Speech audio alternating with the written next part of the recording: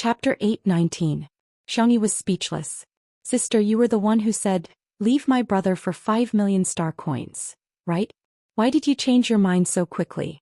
Miss Fu, stop joking, Xianxia said helplessly. Let's try the dessert first. Okay. In the courtyard, Xianxia placed the tray on the table and Fu Yunyue sat down eagerly. Although she had already tried a lot of desserts through the shared 5 senses during the live stream, however, how could virtual data be as delicious as real food? Fu Yunyue picked up a small fork and cut a piece of mango pancake. The yellow pancake skin was wrapped in white cream and fresh mango. It was embellished with green mint leaves, outlining beautiful colors. When it entered her mouth, the sweet taste of mango, smooth cream, and thin pancake skin formed layers of soft and sticky texture. Delicious. Fu Yunyue's eyes lit up. She finished the mango pancake in a few bites and threw away the fork. She picked up a strawberry and bit off half of it. The first bite was the Snow Empress's QQ popsicle skin. It was white and soft with a whole strawberry and cream in the middle. At this moment, sourness and sweetness reached a perfect balance. This is delicious too. Fu Yunyue picked up the small bowl of mango dew and gulped it down. The cooked sago mixed with mango pieces, coconut juice, milk, and finally grapefruit. It tasted sweet and refreshing, completely conquering Fu Yunyue's taste buds. Sob sob sob, it's too delicious. Fu Yunyue sobbed and couldn't stop eating. In just a few minutes she finished the desserts prepared by Xianxia for 2 people. Xianxia asked considerately, there are a few more in the fridge. Do you want to eat? Fu Yunyue let out a small burp. With a wail she actually burst into tears. Xianxia was stunned. Little Bai was also stunned. The woman and the machine looked at Fu Yunyue in a daze. Fu Yunyue sobbed. It's really too delicious. I've never eaten such delicious desserts. So that was how it was. Xianxia said warmly, if you like it I'll write down the recipe for you. If you want to eat it later you can ask the chef to make it for you or you can try cooking it yourself. But, isn't it very difficult to cook? Fu Yunyue asked in confusion. She had been taught this way of thinking since she was young, and she couldn't change it for the time being. Xianxia said, it's not difficult if you like him. Only then did Fu Yunyue realize that she had finished all the desserts on the table. She scratched her head and asked carefully, well, are you really not interested in my brother? Although he's a little ugly, a little fierce, and a little cold, he's super good at beating up Zerg beasts. He can even earn a lot of money back.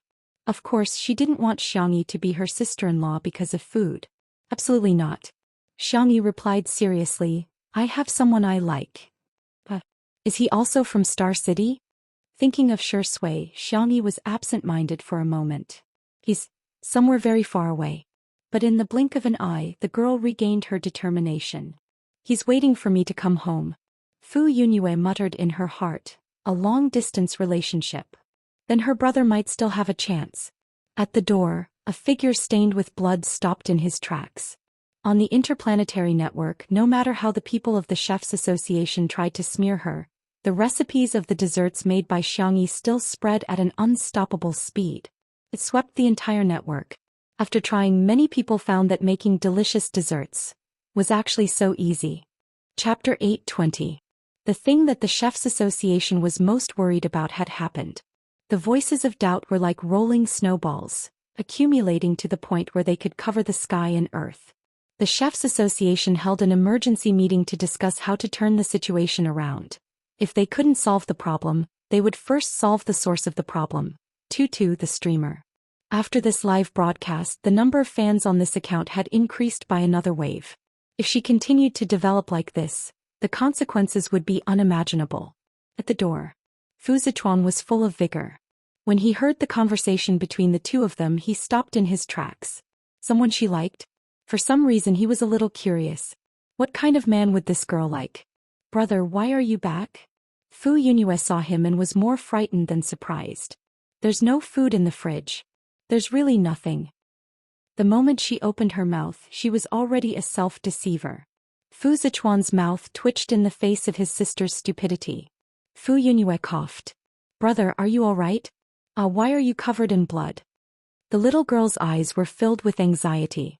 She lifted her skirt and rushed in front of him, wanting to check his injuries. Fu Zichuan moved a step to the side without a trace. Don't worry, it's not my blood. I'll go wash it first. His gaze fell on Xiangyi. He nodded slightly in greeting and the latter returned a polite smile. After Fu Zichuan took care of himself, he saw two girls in the courtyard through the window. They were chattering and ordering Xiaobai to make a hammock. Xiaobai was a combat robot. At some point, it had put on a rabbit ear headband that was the same as the two girls, and a red bow was tied around its neck. He couldn't bear to look at it. Fu Zichuan held his forehead and sighed. He strode into the courtyard. Brother. Fu Yunue saw him come out and chuckled. Brother, you have another headband. Fu Zichuan was expressionless. I don't wear such childish things. Tutu taught me to make this.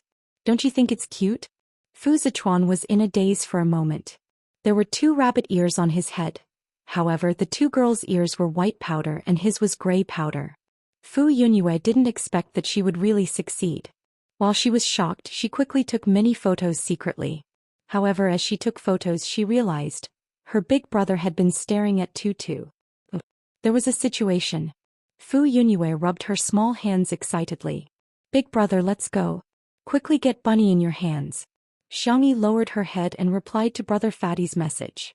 Brother Fatty apologized to her and said that he had left her behind to run to the shelter because he was in a hurry. Xiangyi didn't think much of it. Brother Fatty had no obligation to help her in the first place, let alone when it was a matter of safety. After a few simple replies, Xiangyi turned off her optical computer and was about to bid farewell to the Fu siblings when a tall figure suddenly appeared in front of her. Fu Zichuan. Even though he looked similar to Shui, Xiangyi's heart did not waver. Shui was Shui. She was different from anyone else in this world. Mr. Fu, thank you so much for saving me today. Fu Yunue secretly thought of the couple at the side and thought of the retro idol dramas that had recently become popular. Every time the female lead said this sentence, the male lead would smile wickedly and say, "Woman, then repay me with your body." Or, "Little thing, call me big brother and I'll give you my life." However, her brother displayed a straight man attribute that was no less than Xiaobai, a steel robot. It's a pity that you don't use your hands to practice mecha. Chapter 8:21. Fu Zichuan's logic was simple. He had watched the video of Xiangyi cooking. Her hands were especially nimble, her strength was good and her reaction was fast. More practice would give her an advantage in mecha combat.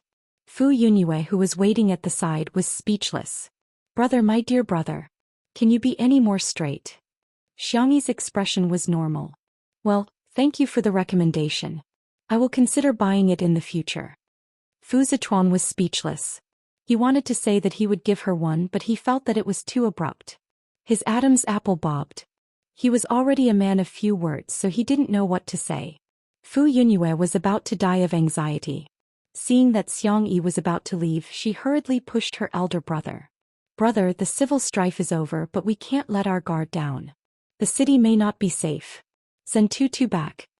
Xiangyi declined politely, but she couldn't win against Fu Yunue's coquettish behavior. She even rolled on the ground, so she had no choice but to agree. On the hovercar back, Xiangyi didn't talk to Fu Zichuan except for a few words with Xiaobai. If Fu Yunue saw this scene, she would be very disappointed. After sending Xiangyi to the slums, the girl jumped out of the car lightly and waved at Fu Zichuan. Goodbye. She said goodbye, but he didn't feel that she wanted to see him again. Fu Zichuan's thin lips moved as if he wanted to say something, but in the end he just remained silent. Something was wrong. Something was wrong with him. What was this strange and strong feeling? He couldn't deny that this girl had a mysterious attraction to him. After giving Xiaobai a few instructions, the combat robot switched to invisible mode and followed Xiangyi to protect her. South City. Xiao Naofu was so tired that it collapsed into a cat biscuit. Xiangyu rubbed its meaty paws with heartache. Little baby, it won't hurt anymore after I blow on it. Huff, huff, meow meow meow. Xiao Naofu rubbed against his abdominal muscles aggrievedly and continued to lie down. Everyone had read the message it typed several times. The atmosphere was tense. It turned out that Xiangyi had traveled through so many worlds. She had once been injured, bled, and was on the brink of death. She had also been betrayed by her most trusted friend, and she had watched as someone close to her passed away. Just the thought of it made his heart ache. However, she had experienced it again and again.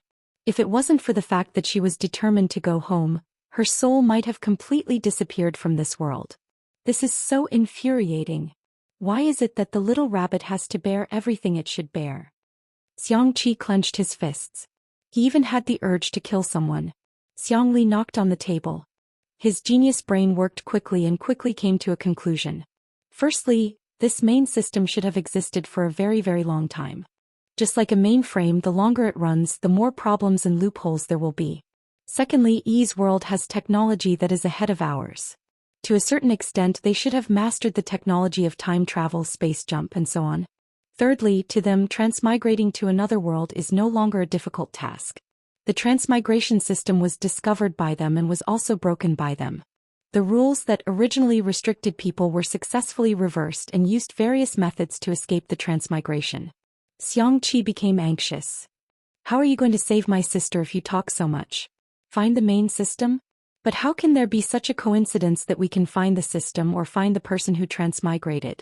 Shui rubbed his eyebrows. Everyone looked at him in unison. Shui only said one name. Xiangfeng. Huh. Little uncle. Chapter 822. What Shui said next stunned everyone in the room. In the past year I've met more than one fast transmigrator, and their goal was all Xiangfeng. At first, Shui only felt that something was strange. Why would all kinds of girls appear around Xiangfeng? Whether it was an ordinary Cinderella, a socialite, a rich beauty, a starlet in the entertainment industry, a top scholar from a famous university, or an elite in the business circle, without exception, they would all coincidentally meet Xiangfeng in different ways and fall deeply in love with him. Perhaps in the eyes of ordinary people, this was because of Xiangfeng's appearance and wealth, but this didn't make sense. How could an ordinary girl accurately grasp Xiangfeng's itinerary? Why would a person who originally had a deep love be so devoted to him after just one meeting? What was even more inconceivable were the people who couldn't find any traces of the first half of their lives, as if they had appeared out of thin air in this world. Xiangfeng was carefree and didn't feel much about this. He drove away one girl after another in anger. Then Shui discovered that soon after there were also men who pursued Xiangfeng. Their methods were similar. After finding out Xiangfeng's itinerary, they approached him with all kinds of reasonable and unreasonable identities. Without any reason or basis, they fell in love with him. Shui concluded and guessed that they were all transmigrators from another world. Perhaps they were here to complete the mission. It wasn't until Xiangyi's return that he was completely convinced of his guess. Half an hour later, Xiangfeng sped all the way to the hospital. Shui and the others were waiting for him in the parking lot. Little Xiangyi, is there no hope? As soon as the group spoke, it was obvious whether it was true or not. Xiangfeng's eyes were brimming with tears. Did you guys ask me to see her for the last time? Shui, the Xiang brothers. Sanction began to roll up his sleeves and the others silently walked away. 2 minutes later, Xiangfeng didn't know how horribly he had been ravaged by the Demon King. He was completely terrified, and he was a perfect example of following one's heart. Are there any strange people around you? No, I think they're all quite normal. Fortunately, everyone had already made preparations. Both the open and covert forces were investigating the people Xiangfeng had been in contact with recently. Then, according to the patterns Shui had summarized, they began to eliminate them one by one. He busied himself until the wee hours of the morning, but to no avail. Xiangyu hugged Xiao Naofu and frowned. There really isn't anyone strange. Qin Wanyan is the last one. After that, the clues seemed to have been cut off. Xiangqi was puzzled. Assistant, subordinate, business partner, cafe owner. Even the cleaning auntie is excluded. Could it be that Brother Shi's thinking is wrong? Xiangli shook his head. No, it shouldn't be a problem. We might be the ones at fault. Maybe we shouldn't limit ourselves to adults. Let's see if any children approached him. Songchen's sharp eyes locked onto Shui. You seem to have an answer. Shui gave a faint as her gaze fell on Xiangfeng, who was standing in the corner with a confused look on his face. Xiangfeng, who am I? Where am I? What are they talking about? What system? Are all of you acting as me? Shui asked. Where's the dog? Xiangfeng subconsciously said, Isn't it you? Everyone silently walked further away. This time Xiangfeng howled even louder than before. Hey! Little Shiji, wasn't it with Xiao Naofu just now? Chapter 823. Only then did everyone notice that Xiao Naofu and little Shiji, who were still fooling around with each other just now, had disappeared. Why is the dog gone? Is the cat gone too? Xiang Feng asked with a dumbfounded expression. But this also means that little Shiji must know something. He was about to go crazy. She had never thought that she would end up like this after changing her soul this time. In the past year, although Xianxia had put various restrictions on her, the other members of the Xiang family had treated her well. In particular, that damned old man and old woman, as well as that idiot Xiang Feng. She had an endless amount of pocket money and could enjoy all the things that she couldn't get in the interstellar world. Clothes, jewelry, bags, love, attention. Besides, Anan coaxed her every day and showed her positive comments. Yi felt very good about herself and felt that she was very popular here. She was also living a life of admiration. However, she didn't expect that she would be beaten back to her original state and even fall into a quagmire. On her cell phone, she received endless messages about cyber violence. In reality, even the maids who delivered water and food mocked her. The mental torture almost made her break down. However, Yi soon thought of a way to get out of the current situation. Bang! She smashed the vase, picked up a fragment and slashed her arm. A shallow wound appeared on her delicate porcelain-like skin and blood seeped out. Yi endured the pain and wanted to make another cut, but the door had already been kicked open by the bodyguards, who immediately snatched the fragment from her hand. You guys really care about her. Yi didn't know if it was because of the pain or because she was laughing, but tears streamed down her face. I'm telling you, if you don't treat me better, I'll destroy her body. Star City. Beep beep, cracking complete. Xiangyi used the income from the livestream to buy a new optical computer. The modified cracking program worked and successfully restored some of the information on Yi's optical computer. Xiangyi took a deep breath and began browsing. Yi's optical computer was usually used for watching live streams, watching variety shows, shopping and taking selfies. However, Xiangyi still found something valuable in the massive garbage records. Alternate World Transmigration Forum. Xiangyi spent a few hours and finally figured out some key information. This world belonged to a higher plane. Traveling through time and space had become a reality. Therefore, the so-called fast travel system was not a rare thing for the people here. The elites of this world had established the Otherworld Transmigration Forum. The original intention was to become a truly free organization. For example, if someone wanted to quickly transmigrate but wasn't selected, or if someone didn't want to quickly transmigrate and wanted to avoid the mission, then the two of them could make a deal and pay a certain price to the administrators of the forum to complete the exchange. Unfortunately, now this forum had deviated from the original intention of its creator. The exchange had changed from a consensual agreement to an unknown coercion. Xiangyi was the one who had been cheated. For the sake of caution, she did not directly contact any of the managers. Instead, she first browsed through the so-called price. Star coins, skill cards, plain energy, these terms were reflected in her eyes. Vaguely, she thought of a possibility. This Otherworld Transmigration Forum seemed to have been created. Another system, a dragon slayer, would eventually become an evil dragon. Xiangyi felt a chill run down her spine. Chapter 824. After closing the forum and clearing her browsing history, Xiangyi made up her mind. She had to go home, but it had to be safe. It would be best if she could find a way to contact Ling Yi. A thought flashed through her mind. Will Ling Ye's Rebels Alliance become a dragon slayer? She laughed self-deprecatingly. Who knows what will happen in the future? Xiangyi's brain was exhausted to the extreme, and all she wanted to do now was to have a good sleep. However, her optical computer was flashing wildly, indicating that she had a new message. Xiangyi tapped on it and raised her eyebrows. In summary, the text message was, "The Chefs Association is going to put me on trial?" Without giving her a chance to react, a video call popped up. It was actually a live broadcast. If she hung up, she didn't know how the Chefs Association would make a fuss about it. Xiangyi clicked yes, but she set the camera angle to block her face. The Chefs Association's live broadcast was originally very popular, and now that the Alliance's live broadcast had also joined in, the traffic had reached a record high. The president of the Chefs Association was about 60 years old. He had white hair and was hale and hearty. "Missy, I'm sure you're already clear about the charges we're going to put you on." "Sorry, I'm not sure." Xiangyi took the initiative to interrupt him. The president's expression was serious. You stole our 5-star chef's recipe. Today you have to give us an explanation. Xianxia said, oh. The girl's calm reaction made the Chefs Association seem like a villain. The viewers in the livestream also thought so. I don't care, I just like Tutu. The Chefs Association has always banned the circulation of recipes, but Tutu has allowed more people to enjoy delicious food. I'm definitely on Tutu's side. To be honest, the Chefs Association has no legislative or judicial power. What right do they have to put Tutu on trial?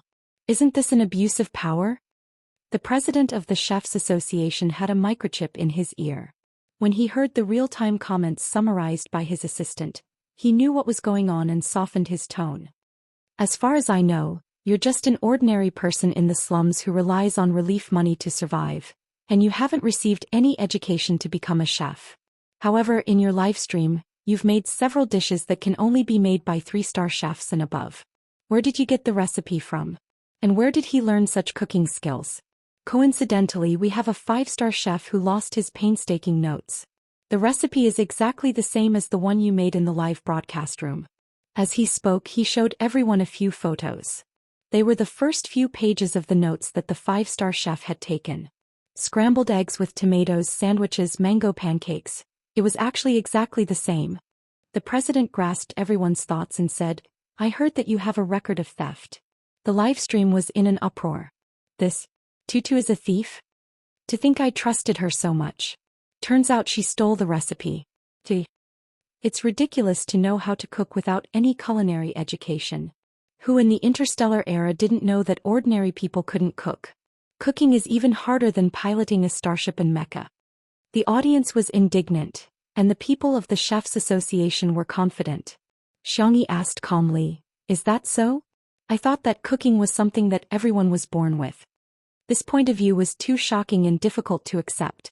How many recipes are there in the notes? Xianxia said modestly, I only know a little about cooking, but we can cook at the same time and see if our recipes and cooking techniques are the same. What do you think? Chapter 825. The president of the Chefs Association was speechless. Xianxia made a sound of surprise. Didn't you say that I stole his painstaking efforts? Even if I can't remember every dish clearly, I can at least remember it roughly, right? Or, are you deliberately leading the conversation and lying to slander me? Nonsense. How can we, the Chefs Association, threaten a thief from the slums? Xianxia said coldly, it's not up to me to decide one's background. What's more, the Alliance's law stipulates that all citizens of the anti-alliance member states are born free and equal. So you think that the poor and the rich are two different classes? Are there high and low classes? The president was speechless. How could he answer that? Of course, the poor and the rich couldn't be compared. But he couldn't say that or he would definitely be scolded to death. Little girl, you have a sharp tongue. An old female voice spoke. It was the vice president of the Chefs Association. She was wearing a light-colored knitted suit and looked like a kind old granny without any lethality. However, as soon as she opened her mouth, the situation was reversed. If you didn't steal, how did you master the cooking skills? For the people in this interstellar plane, it was impossible to learn cooking without being taught. This was what everyone had always known since they were young. Xianxi's response was very simple. As I said, I think cooking is a kind of talent. Can also be said that it is a kind of forgotten knowledge. As long as people practice, they can recall it. Crazy talk. A senior of the Chefs Association couldn't help but blurt out. Xianxia said indifferently, may I ask that 5-star chef how many dishes are in his notes? Are you afraid to compete with me? Oh, of course, I don't want to compete with a thief like you. Xianxia chuckled. If that's the case, then I have nothing to say to you. She pretended to turn off the live broadcast, but the people of the Chefs Association hurriedly said, since it's your first offense, as long as you return the notes and never cook the dishes on the menu again, our Chefs Association can be magnanimous and not argue with you. Xianxia only felt that it was funny. Was he trying to get the recipe without risking anything? The people of the Chefs Association thought that they were very smart. Anyway, they didn't mention the specific number of dishes in the notes. In the future, no matter what dishes Xianxia cooked, they would just say that Xianxia stole the notes. Wasn't it easy for them to control public opinion? However, the screen of the video call went black. Xianxia hung up the call. Everyone Soon Xianxia started her own live stream. In the kitchen, she had bought some new kitchen utensils and ingredients. It was enough to make some home-cooked dishes. Today, I will teach you how to cook 100 dishes. Xianxia put on her apron as she continued to place orders with her voice.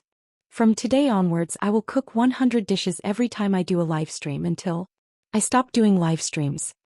The Chefs Association sent a video call to her in a hurry. Xianxia directly blacklisted the account and set the Do Not Disturb mode. The audience watching all this, is Tutu so stubborn? What's the big deal? The 100 dishes are all stolen recipes. Whether she stole it or not, at least we can use her cooking live stream as an educational video. 100 recipes would be leaked every day. It meant that countless people would learn to cook. The people of the Chefs Association were completely panicking. Wait. Let's talk about it. Chapter 826. They wanted to contact her, but she had actually set the Do Not Disturb mode. No, you little girl, why don't you play by the rules? Do you have any culinary ethics? In fact, Xianxia couldn't be bothered to talk nonsense with them. If she followed their logic, even if she won the competition and made a dish different from the other parties, the other party could also say, "Ah, you stole more than one chef's notes. You stole a lot of them." That would only lead to an endless quagmire of self-proof, which wouldn't solve the problem at all. Xianxia chose another way. Since I can't prove myself, then I won't. The Chefs Association was most afraid of recipes being made public. Her 100 dishes a day was the best counterattack.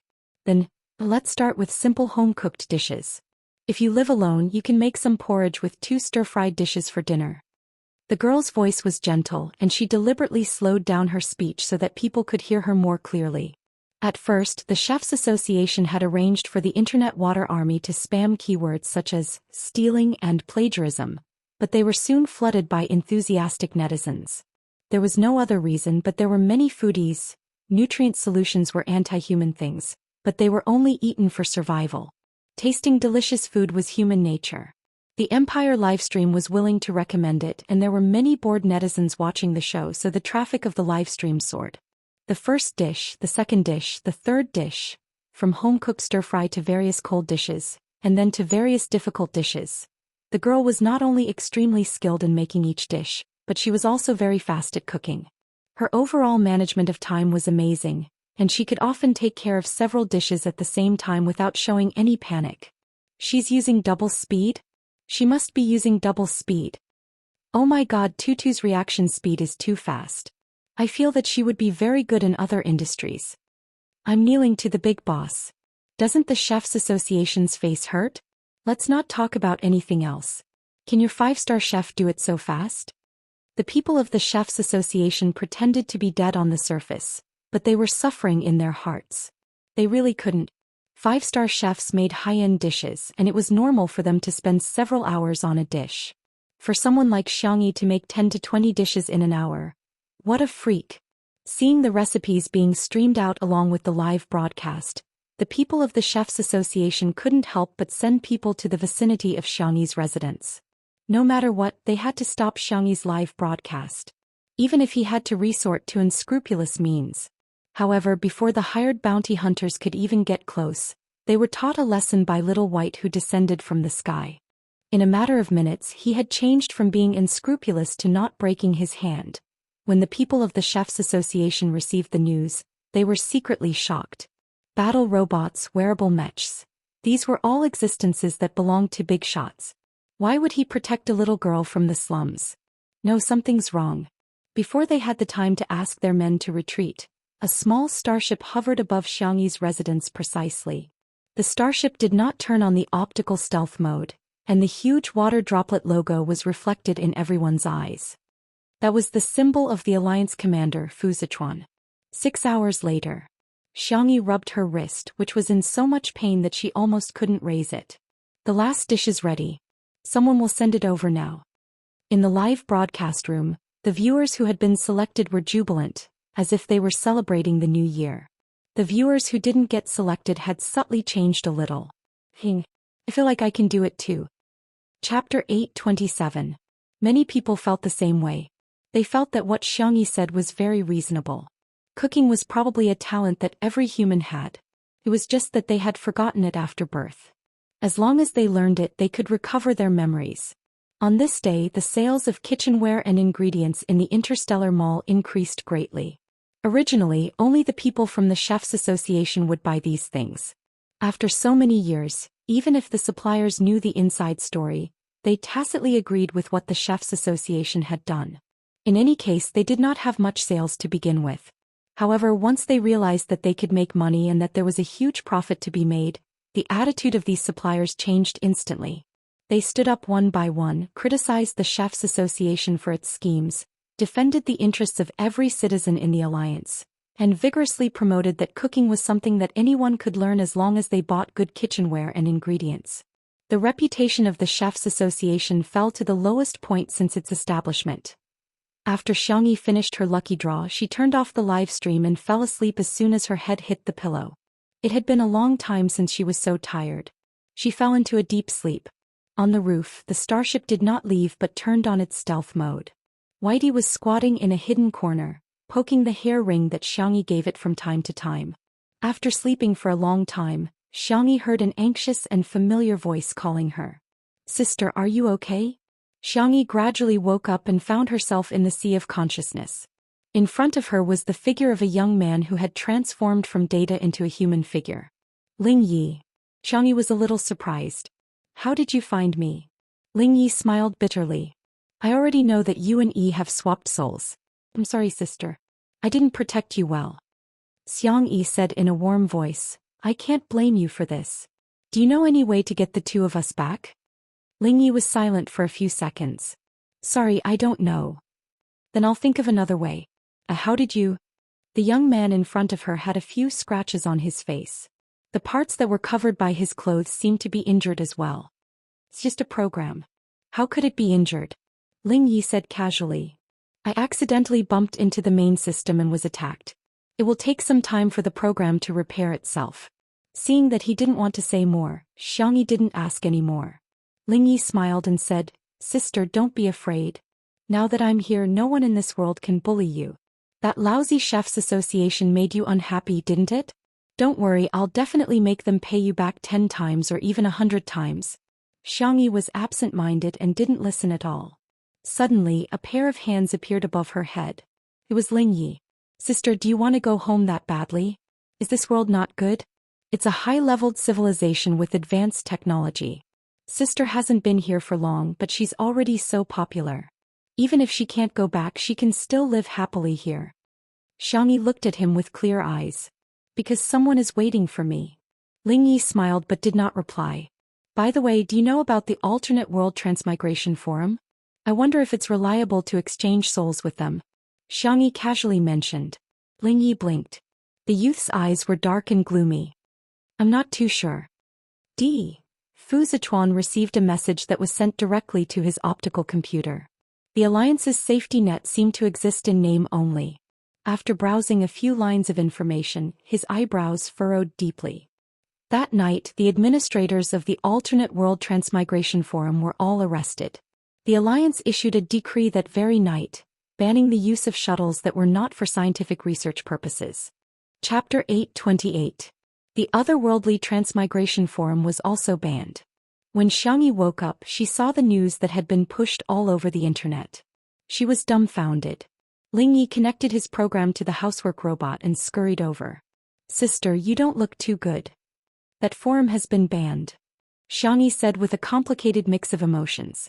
The news said that Fu Zichuan personally led the team and didn't even let Administrator 001 off. How did that happen?" Ling Yi asked meekly as he nestled beside her calf. "What about you, sister?" Xianxia hugged her knees and said in confusion, "I don't know either." She rarely showed such a helpless expression, but this time it was really different. All her paths home seemed to have been blocked. She even began to regret hesitating yesterday. If she had contacted the administrator at that time, she might have been swapped back today. Ling Yi comforted her. "Sis, don't take it too hard. Look, the news also said that those administrators aren't 100% successful. Half of them died an unnatural death and their souls disappeared from this world without a trace. That is really bold to have the guts to swap twice," Xianxia said, "but there's still a 50% chance of success. Ling Yi thought to himself. Take it slow, there's no hurry. He would let her slowly wear away all her expectations and hopes. In that case he would be the only one left in her world. No matter what, I will always be by your side, sister, Ling Yi said in an extremely gentle tone. In Nanqing, little Shiji held Xiao Naofu in his mouth and ran far away from the hospital, displaying a physical strength that was far beyond that of a Shiba Inu. However, it was still caught. Xiang Yu held the kitten in his arms and doted on it. However, little Shiji was locked in a cage and interrogated on the spot.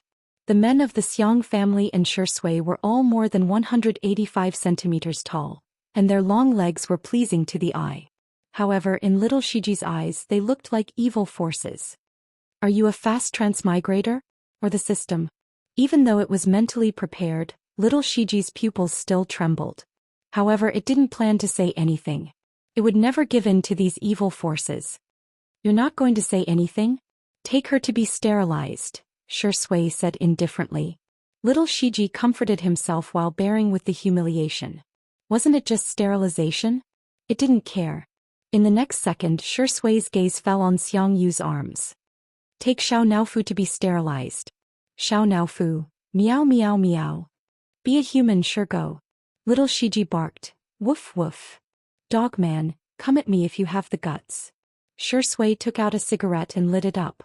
The scarlet flame illuminated his handsome face. During Xiao Naofu's surgery, let little Shiji watch from the side. Little Shiji barked. Woof woof woof. Too ruthless, this D*Emin man is too ruthless. A few minutes later. It was as if the scene was repeating itself. Little Shiji typed on the tablet with great difficulty. Little Shiji was indeed a fast transmigrator and his mission was to assist Xiang Feng in gaining love. This was also its final plane. Once it was done it would be able to transcend. I know about Ling Ye's existence. He was the one who took this world offline from the main system and made it stand alone. The main system can get everything back on track, but I can't contact the main system in this world now. There's nothing I can do. Unless Ling Yi reconnects this world to the main system. However, if he does that, he'll probably be erased by the main system. Miss Xiangyi may never come back. Chapter 829. It was already late at night and there was only a dilapidated street lamp at the entrance of the alley that was emitting a dim yellow light. The surrounding temperature seemed to have dropped by a few degrees. Shui and Xianxia had been smoking non-stop. Little Shiji was released and wanted to lick Xiao Naofu, but Xiao Naofu dodged. Meow meow meow. Atrocious. How dare you lie to me? Little Shiji was helpless. It just didn't want to get into trouble, so it carefully hid its identity as a fast transmigrator. That was its bottom line. But Xiao Naofu is too cute. Hence its bottom line was lowered again and again because of this stupid cat.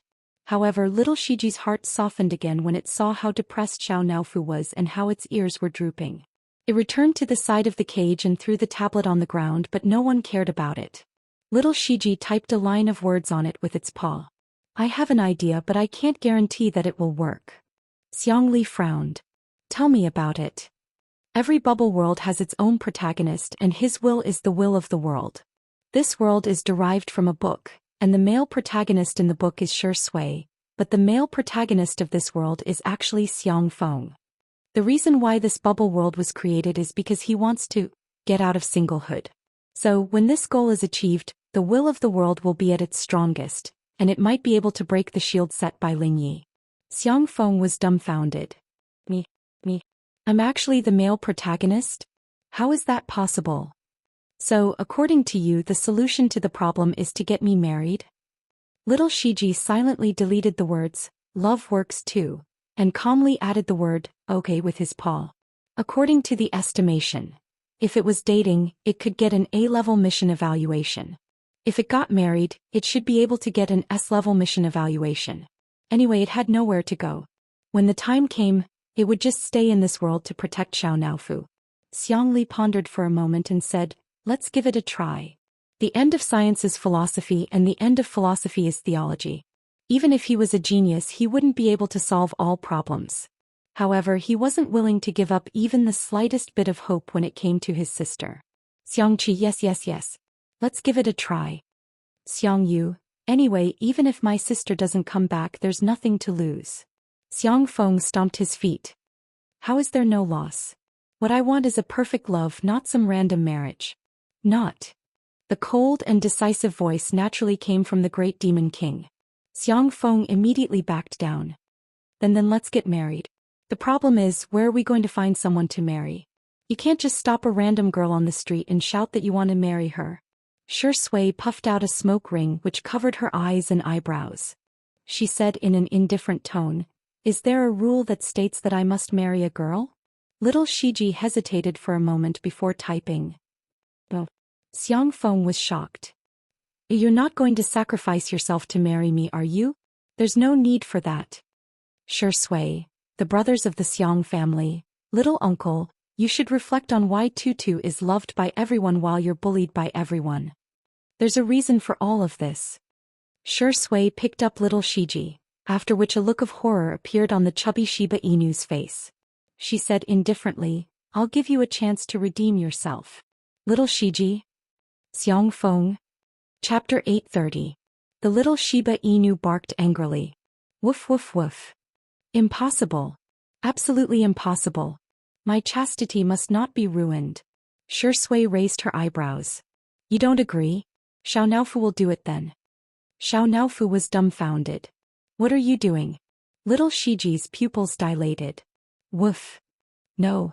Looking at the adorable kitten snuggled up in Xiang Yu's arms, little Shiji closed his eyes. Forget it. If I don't go to hell, who will? If I don't marry Xiang Yu, who will? It barked aggrievedly, indicating that it would be better to let Xiang Yu do it. Xiang Yu immediately said, I'll go make an appointment at the church right away. Xiang Qi made an okay gesture and said, leave the gown to me, I've already prepared it. Although it's for Tutu and brother Shi. Xiang Yu shot daggers at him. Xiang Qi hurriedly corrected himself. Ahem, it's just a couple's outfit. It's not a wedding gown. On the side, Xiang Feng was incompetent and furious. Did you guys even consider me? Hey. Star City. It had been a month since Xiangyi arrived in Star City. The flow of time between the two worlds was different, but Lingyi did not intend to tell Xiangyi. Today's live stream is over. Xiangyi turned off the live stream and sat down on the floor in exhaustion. She was exhausted, but if she didn't keep herself busy, she was afraid that she would collapse. When she was doing the transmigration mission previously, she had a clear goal, to work hard and go home. But it was different now. It seemed that there was no point in doing anything. Lingyi skillfully packed the food and mailed it to the viewers who had won the lottery. During this month, Xiangyi kept her word and cooked 100 dishes a day. This kind of behavior was universally shocking. It was unprecedented. However, the effect was also extremely obvious. Xiangyi was now the most popular streamer on the internet. There was no other. Alliance Livestream regretted it so much that the staff members who were full of superiority were all fired. The Imperium Livestream, on the other hand, smiled and invited Xiangyi to develop in the Imperium. They would arrange a villa and a starship for her. However, they were all rejected by Xiangyi. As for the Chefs Association, it had fallen into the longest dark period since its establishment. Since Xiangyi's live broadcast, countless people found that the so-called ordinary people can't cook by the Chefs Association was a conspiracy. They followed the trend and learned to make the dishes that Xiangyi taught them every day. They were surprised to find that they could also make delicious dishes that were not inferior to the chefs. The current Chefs Association was being criticized, cursed, attacked, and opposed. Some people even called for the Chefs Association to be shut down. Sister, you're so awesome. You've gained another few tens of millions of fans today. Lingyi switched to housekeeping mode and started massaging Xiangyi's shoulders. Xiangyi gave a perfunctory reply, forced herself to focus and continued to write the program. Currently, the Alliance only prohibited civilian use of the shuttle technology, but it was still allowed for official research. Xiangyi tried to break through the security wall of the Science Research Institute, but the difficulty was too high. It was like giving an unsolvable math problem to a primary school student. It was impossible to solve. The little robot sat next to her looking very obedient. Sister, it's useless. The technology of this plane is too powerful. Even I can't break it. Isn't it good to stay here? I can accompany you. Forget those memories. Once you forget them, you'll be happy. Perhaps because she was too tired, Xiangyi felt dizzy and her consciousness was somewhat absent-minded. Perhaps Lingyi was right. Forget. Family. Forget. Tersui. Chapter 831. Lingyi looked at her quietly. Xiangyi's willpower really exceeded his imagination. For the past month he had been trying to hypnotize her, but it had little effect. Today Xiangyi was probably too tired, so he found an opportunity to take advantage of her. The psychological suggestion worked. Xiangyi's eyelashes trembled. She felt her eyelids were extremely heavy. She fell onto the sofa. The little robot rubbed against Xiangyi's palm. Let me accompany you, okay? I can do whatever he can give you. If he likes you very much, I have 100 points, 1000 points. The doorbell suddenly rang. Lingyi was full of vigilance. He connected to the electronic peephole on the door and saw the person outside the door clearly. Fu Yunyue. He let down his guard. Xiangyi, who was about to fall asleep, was woken up. She propped up her tired body and opened the door. Sister, I'm here. Fu Yunyue gave her a bear hug and almost pushed Xiangyi to the floor. A pair of strong hands grabbed Fu Yunyue's collar in time and helped Xiangyi stabilize. Then he withdrew his hands without a trace. Be careful. Xiangyi said weakly, Mr. Fu, you're here too. Fu Zichuan replied, yes. Lingyi. For some reason this Fu Zichuan made him feel a little dangerous. He was the one who sent the message on the Alternate Worlds Transmigration Forum to Fu Zichuan.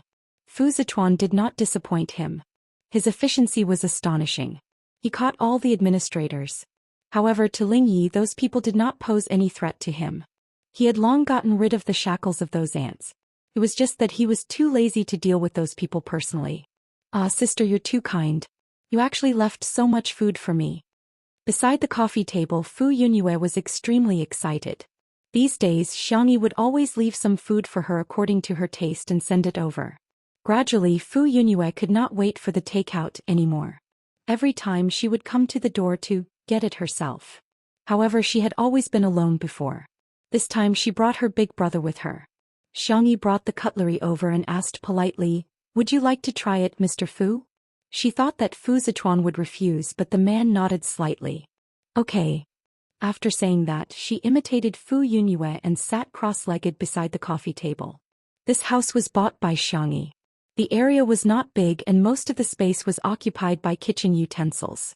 The living area only had a small bed and a coffee table. There were very few clothes, only a few of the same color and style, which were casually hung on the clothes rack. There wasn't even a wardrobe, let alone other decorations. The entire room gave off the feeling that it was lifeless. It was as if there was nothing here that made her reluctant to leave, and she could leave at any time. Oh, it's too delicious.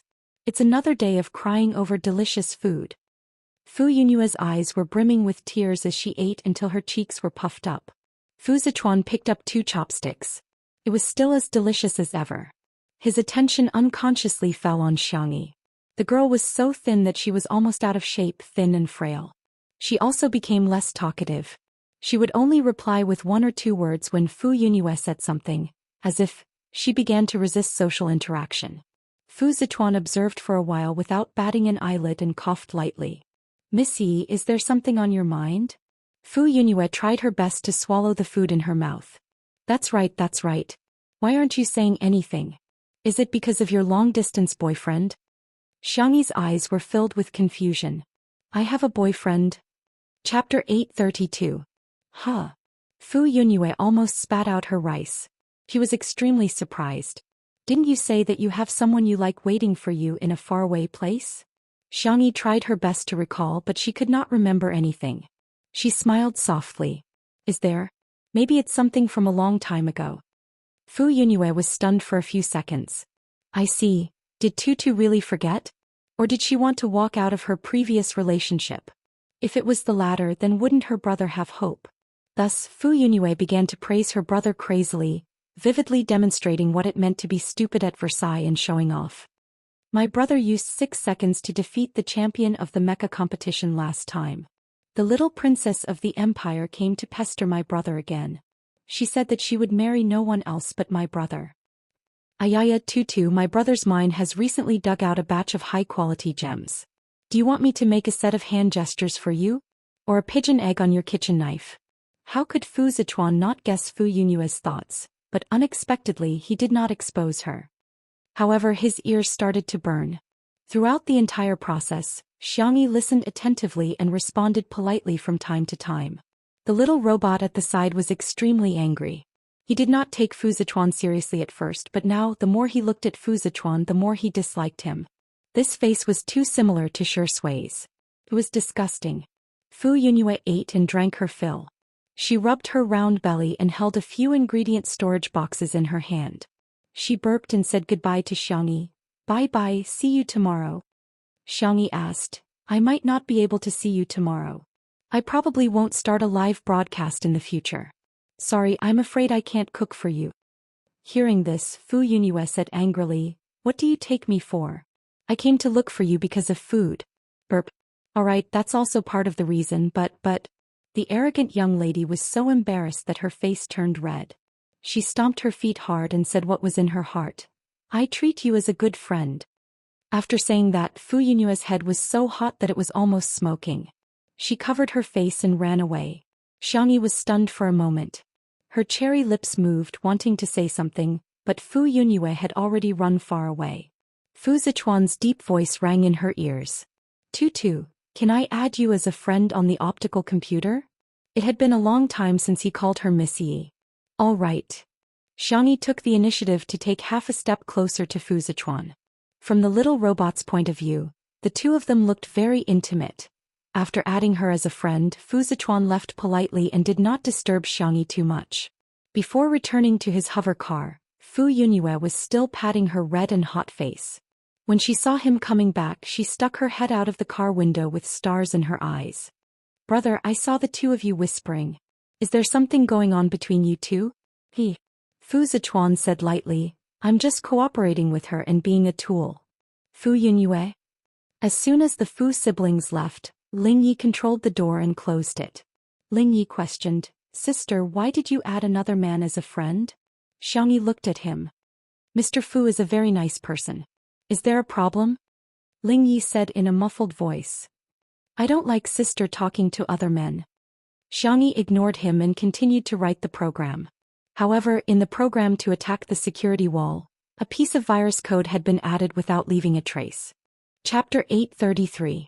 The little robot that was ignored became even more anxious. It circled Xianxia back and forth, trying to attract the girl's attention with the noise it made. Unfortunately, Xianxia's focus was too strong. Whether it was learning, cooking, or coding, she was highly focused and would not be easily disturbed. Ling Yi did not understand why she was so persistent. After waiting for her to rest and drink water, Ling Yi asked tentatively, Sister, do you miss your family? The girl's clear eyes revealed a trace of confusion. Family, she should have a family, but why couldn't she remember anyone? The girl's expression fell into Ling Ye's eyes. He was overwhelmed with emotions and was overjoyed. He had really forgotten. However, Xianxia's next answer made him feel as if he had fallen into an ice cellar. Want to go home? Under the little robot's incredulous gaze, the girl firmly repeated, I want to go home. Ling Yi could not understand. She could even forget Shi Sui and her family, but why didn't she forget to go home? How deep was her obsession? Time passed day by day. On the first day Tutu stopped broadcasting, the netizens on the Star Domain network thought that she might be tired and wanted to rest. The second day, the third day, the 10th day, her livestream screen was always black. The Chefs Association felt that this was a precious opportunity and jumped out to create another wave of waves. They released the news that Tutu was guilty. She had used up all the stolen recipes, so she was at her wits' end. The netizens' response to this was, Someone turn on the light energy electromagnetic cannons on the starship and aim them at the stupid Chefs Association. It was the Chefs Association that deceived the public. It was the Chefs Association that persecuted Tutu. It was the Chefs Association that deprived everyone of their happiness. The netizens' anger was all vented on the Chefs Association. The Chefs Association, which was originally like a falling leaf in the wind, completely collapsed. For a long time in the future, as long as the Chefs Association was mentioned, it would be despised by thousands of people. Fu Yunyue changed from freeloading to bringing food. Xianxia's symptoms of social rejection were becoming more and more obvious. She was unwilling to go out and cook. Every day she was busy typing a bunch of things on her optical computer that she could not understand. The young girl was extremely thin. Every time Fu Yunyue saw her, she felt shocked. Fu Yunyue suspected that if she didn't come to deliver food, if she didn't force Xiangyi to sleep a little every day, Xiangyi might starve to death or die suddenly at home. On the other hand, Lingyi was getting more and more irritable. Other than Fu Yunyue, Xiangyi was not even willing to communicate with him. Fu Zichuan rarely came, but every time he came, Xiangyi's symptoms would improve a little. Just yesterday, Fu Zichuan had asked her to go on an interstellar trip with him. Xiangyi, who was so against the outside world, had actually agreed. After Fu Yunyue left, Xiangyi continued to write code. She had tried to attack the security wall of the research institute a few times, but it was no different from throwing an egg at a rock. There was once when she was almost tracked down by the other party, and it was only because Lingyi covered for her that she was able to escape unscathed. "Sister, I've made you something to eat. I made it according to the recipe from your previous live stream. I guarantee that it will taste exactly the same. Sister, if you go on a trip, can I go with you? I'll just stay in your optical computer and won't cause you any trouble, okay?" In the long silence, Lingyi almost went crazy. The little robot tugged at Xiangyi's sleeve. "Sister, pay attention to me." Xiangyi's expression was indifferent as she turned off the robot's power. In a hurry, Lingyi entered his data into Xiangyi's optical computer. Chapter 834. In an instant, the program was triggered. Lingyi realized that something was wrong almost instantly, but it was too late. The program Xiangyi wrote every day actually contained a virus code that was fatal to him. That was a Super S-level virus that Xiangyi had learned in a certain fast-traveling dimension.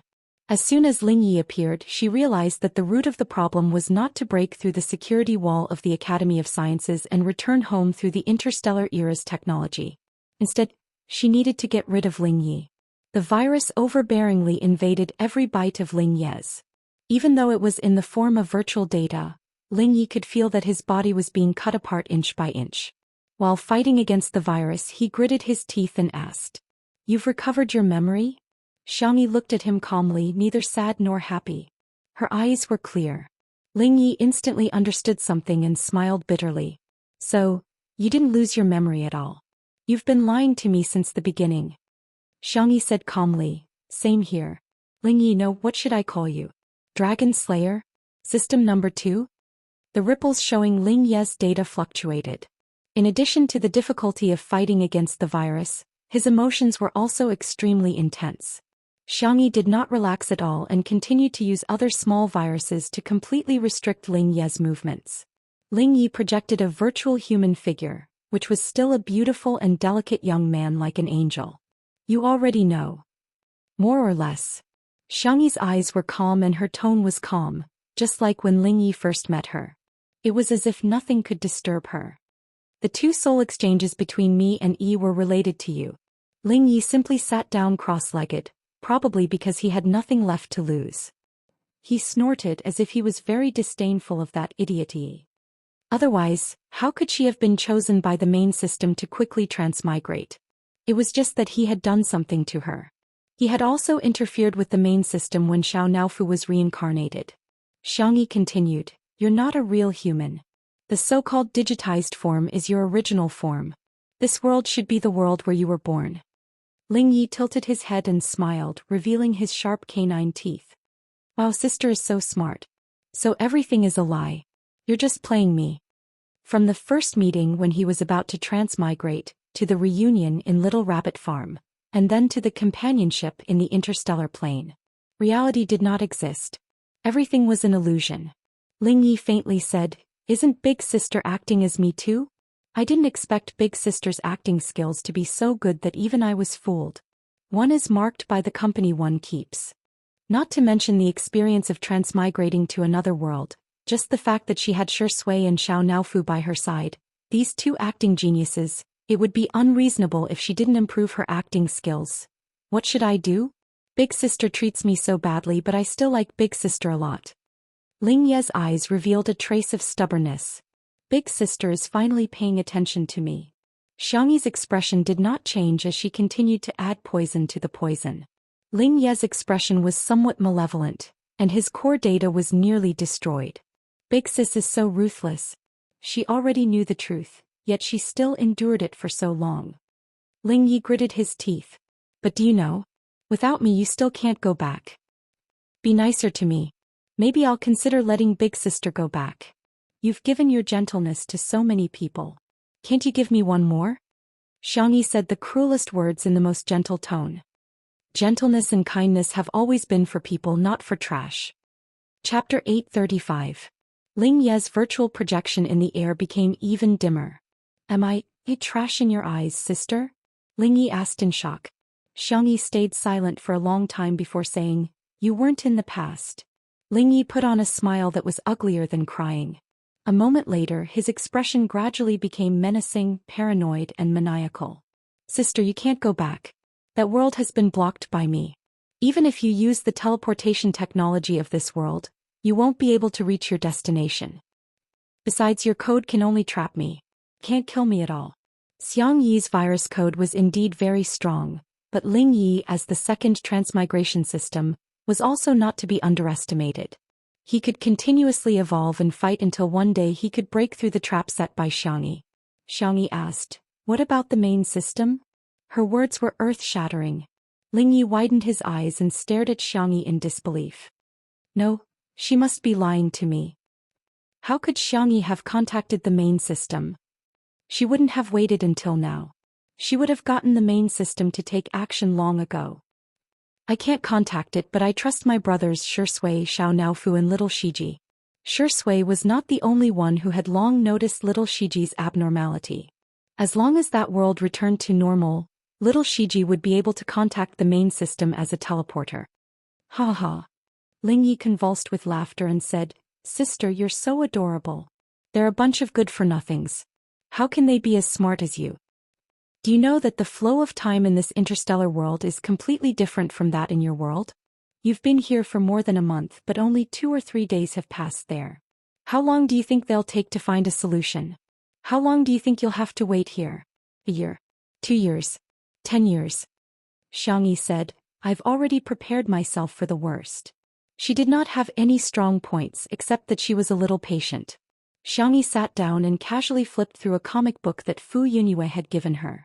In this era where paper books were rare, it was said that the comic books were treasured enough to be kept in the library. Xianxia flipped through dozens of pages with a solemn expression. It turned out that people didn't wear clothes when they were in a relationship. Ling Yi tried to continue spouting nonsense, but Xianxia calmly silenced him. Thus she saw the young man flying into a frenzy in the air, but there was nothing he could do to her. South City Church. The red carpet extended all the way from the entrance, and the flowers that had been flown in were decorated with exotic dewdrops. There were only a few people in the huge church, and all of them were looking at a man and a dog dressed in formal attire. The kind priest inquired, Are you willing to, from now on, become Xiang Feng's husband and enter into a marriage contract with him? In sickness and in health, or for any other reason, to love him, to care for him, to honor him, to accept him, to be faithful to him until the end of his days? Little Shiji was conflicted for a long time and reluctantly gave up on life. The priest did not find it strange and stroked its head kindly. What's wrong with marrying a dog? Nowadays there are even people who bring figurines to get married. The priest looked at Xiang Feng and continued with the procedure. Are you willing, little Shiji? Xiang Feng interrupted. I'm willing, I'm willing. He couldn't help but mutter softly, It'd be ridiculous if this works. As the priest announced, I hereby announce that you two are officially husband and wife. The world in front of them seemed to have ripples on the surface of the water. Chapter 836. Whoosh. Space seemed to be distorted as it overlapped with one another. It felt like a second, but it also felt like 10,000 years. A moment later, everything returned to normal. Xiang Feng was dumbfounded and his mouth was wide open. No way, right? What kind of fantasy plot is this? The priest rubbed his eyes, thinking that it was an illusion. He asked with a smile, What's wrong? He asked with a smile, When will the next ceremony be arranged? Little Shiji suddenly barked excitedly and leaped towards Xiang Li, who was holding a tablet, to type a few words. I've contacted her. Everyone felt a sense of relief. Yi was the only one whose eyes were full of panic, but she didn't dare to say a word. In the past 3 days she had fully experienced what it meant to drag on like a year. How was just so? Little Shiji immediately typed again. You can get a divorce now. Xiang Li cleared his throat and said to the priest politely, You can do it now. The priest was dumbfounded. Even dogs know how to play with tablets these days. I'm not as proficient as a dog. Bearing with complicated emotions, the priest went through the divorce process again. I hereby announce that you two have regained your freedom. May God bless you. Xiang Feng held his hand and shook it. Thank you, thank you. Thank you for your hard work. It's no trouble at all. The priest smiled. Anyway, he had already paid them both. He was smart enough to leave temporarily after completing his work, leaving enough space for these strange people. Time passed and everyone was waiting for the main system to reply. All of a sudden, Yi's face was full of agony as she felt a tearing sensation from the depths of her soul. Oh, I don't want to go back. I want to stay here. I'm Xiangyi. I'm the little princess of the Xiang family. Her voice became weaker and weaker, and her vision turned black as she lost consciousness completely. Star City. Ling Yi had been clamoring for a long time, and he was probably tired as he hugged his knees and sat on the ground. Although it was a virtual projection, it somehow exuded a sense of desolation and dejection. He had lost. He had lost to Xiangyi. Xiangyi had flipped through the book that Fu Yunyue had given her countless times before she remembered Ling Yi. She then looked up at him. She turned off the silent mode and asked, "Did we know each other before?" Ling Yi stared fixedly at her. "Big sister, don't you remember me?" Pop. He laughed louder and louder. In the end, he even laughed until tears flowed out of his eyes. "That's true. I'm just a passerby in your life." It was an artificial intelligence programmed by humans. After changing its soul time and time again, it had collected the energy and will of various planes. It discovered that it could split a portion of its data to travel between different planes. Thus, out of the artificial AI's desire to learn and perfect the rules, it began to travel. During one of its travels, it met Xiangyi. At that time, her parents had been in a car accident and she cried very hard. It had taken over someone else's body and deliberately crashed into it. The little girl wiped her tears as she took out a milk candy from her pocket and apologized to the stranger. "So sorry." At that moment, its core data felt like it was about to be burned. It was also from that moment onwards that it became him. The artificial intelligence created by humans had the self-awareness of humans. "It's fine if you don't remember me. In any case, Big Sister can only accompany me here forever." As soon as he finished speaking, the girl in front of him yawned as if she had been gently coaxed to sleep. She lay down comfortably on the couch and her eyelids became heavier and heavier. Chapter 837. Ling Yi realized something. Even when he was infected with the virus, he wasn't so shocked. He attacked the virus program written by Xiangyi like a madman. The virtual projection was in so much pain that his expression was distorted. He was covered in wounds, but he still refused to stop. He spent so much effort to switch Xiangyi here. He thought that he could keep her in this world forever. He didn't expect her to see through all his schemes. But even if she hated him, it was better than losing her. Sister, Xiangyi. No, you can't. You can't leave me. No. The only response he got was a deathly silence. After an unknown period of time, Ling Yi looked at the girl on the sofa and groaned in pain. The pain from the depths of her soul still made Yi's heart palpitate. She opened her eyes with difficulty and looked at the projection in front of her. "Who are you?" Ling Yi's face was pale and he was in extreme despair. "She left. She really left. Is it a new virtual boyfriend?" Yi muttered and realized that she wasn't at her original home. "Did that woman rent a new house?" She tapped on the optical computer on her wrist and her eyes lit up. "The latest model." Not only that, she realized that the communication function was set to Do Not Disturb. She turned on the receiving mode and the flashing red dots almost froze the optical computer. Looking at the messages on it, Yi was pleasantly surprised. "Hundreds of millions of fans on the livestream platform. Fu Yunyue and I are good friends. Fu Zichuan, the commander of the Alliance's starship, is interested in me." She suddenly felt that it was quite good to switch over. Anyway, she had already been exposed in that world and her life was worse than death. But in the interstellar world, she had a new beginning. At this moment, the doorbell rang. Yi went to open the door. "I'm so tired. Sister, I finally queued up to buy this milk tea. It's super delicious." Fu Yunyue said that she was tired, but in fact the one who was holding the milk tea was Fu Zichuan. Behind him was the cute combat robot Xiaobai. Looking at the face that was similar to Shi Sui's, Yi's heart pounded. Fu Zichuan narrowed his eyes, hiding danger. Fu Yunyue didn't notice her strange expression and asked casually, "Are you done packing?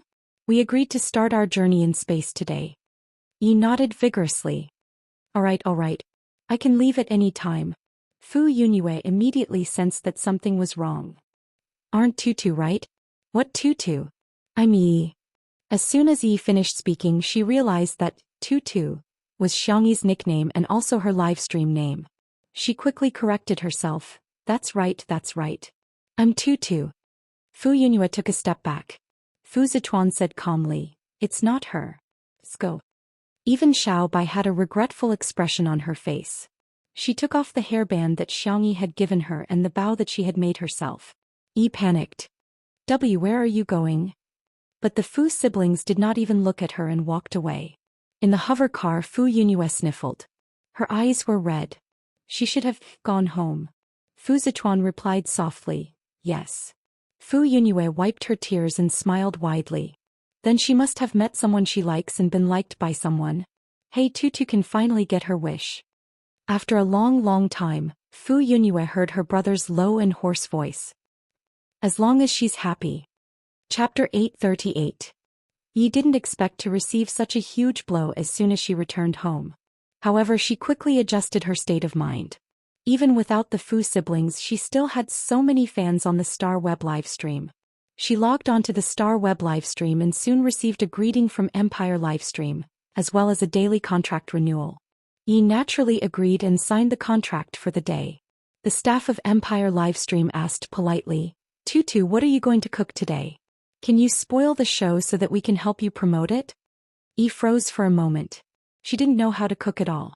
If she did, she would be exposed. Hence, she expressed that she wasn't going to cook today and was going to sing. She was going to show her face and sing. The staff on the other side was instantly excited. Tutu's face. This was an explosive event. The staff immediately applied to the higher-ups and soon, the application was approved for the best and most popular spot on the Star Web livestream. Simply put, as long as one used the Star Web livestream, they would receive a push notification from Tutu's livestream. Half an hour later, the livestream began. Yi was a little nervous as she waved at the camera. "Hello everyone, I'm Yi. I'm Tutu."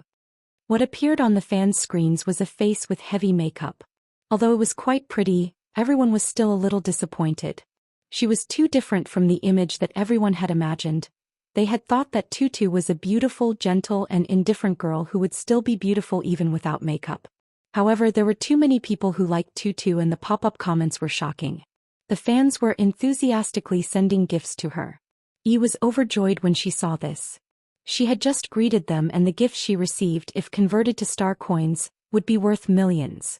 This was even when Yun Zhongyue was not around. With her taking the lead in sending gifts, the number would probably double. Yi started singing. "Fans." Yi continued singing. "Fans. Shut up, she's one of us. Oh my god, I'm so disillusioned with Tutu. Let's talk nicely, don't poison my ears." Empire livestream was also dumbfounded. They didn't expect Tutu's singing to be so terrible. The loss of viewers in the livestream was simply a waste of their promotion. Not only that, during the interactive segment, Tutu's words were even more shocking. "Thank you all for sending me gifts. Everyone continue, don't stop. Why do you keep asking me to cook? That's something only a chef can do. Besides, her hands are so delicate. How can she endure cooking all the time? The audience? Was such a pretentious woman really Tutu? What's more, Bunny was a ruthless person who made 100 dishes every day for more than a month. How could he not be able to endure this little bit of hardship?" Thus, everyone came to a conclusion. This Tutu was a fake. The number of viewers in the livestream was getting lower and lower, and those who stayed behind were all doubtful. "Did you steal Tutu's optical computer? Cook a dish to prove you're Tutu. It's a fake, right? Hehe, you can't be Tutu." Yi never expected that she would still be doubted after returning to her own body. Panic was boundless and almost drowned her. Shivering, Yi turned off the livestream. Little did she know that this was just the beginning of her retribution. In the church in Nanching, the girl's eyelashes fluttered and she slowly woke up, only to see familiar faces. Chapter 839. The light was a little dazzling and she instinctively squinted. Immediately, a pair of large hands covered her forehead, covering her eyes. The tip of her nose turned sour and she almost burst into tears. Finally, I'm back. In the interstellar world she had been very calm and composed. She had spent a lot of effort scheming against Ling Yi and was extremely exhausted, both physically and mentally. However, she didn't cry even once. It wasn't that she didn't want to cry, but rather she had been holding it in. After persevering for so long, she couldn't hold it in any longer the moment she saw her family. She was just using the strongest armor to disguise all her weaknesses. In fact, she would also be afraid, confused, and uneasy. Brother, Xianxia said in a soft and nasal voice, I'm back. She tried her best to smile, but tears welled up in her eyes. Xianxia pressed his cap down to cover his eyes. The young esports god said arrogantly and coldly, You're back. Xianxi's eyes were red and he said fiercely, What are you crying for? You're so ugly. Xiangli touched her little head gently and said, Our tutu, it's been hard on you. We've been waiting for you. Xiangchen was as taciturn as ever. He said 2 words expressionlessly. Go ahead and cry. The cold and aloof man wiped Xiangyi's face with his sleeve. His tailored suit was stained with tears and snot, but he didn't even frown.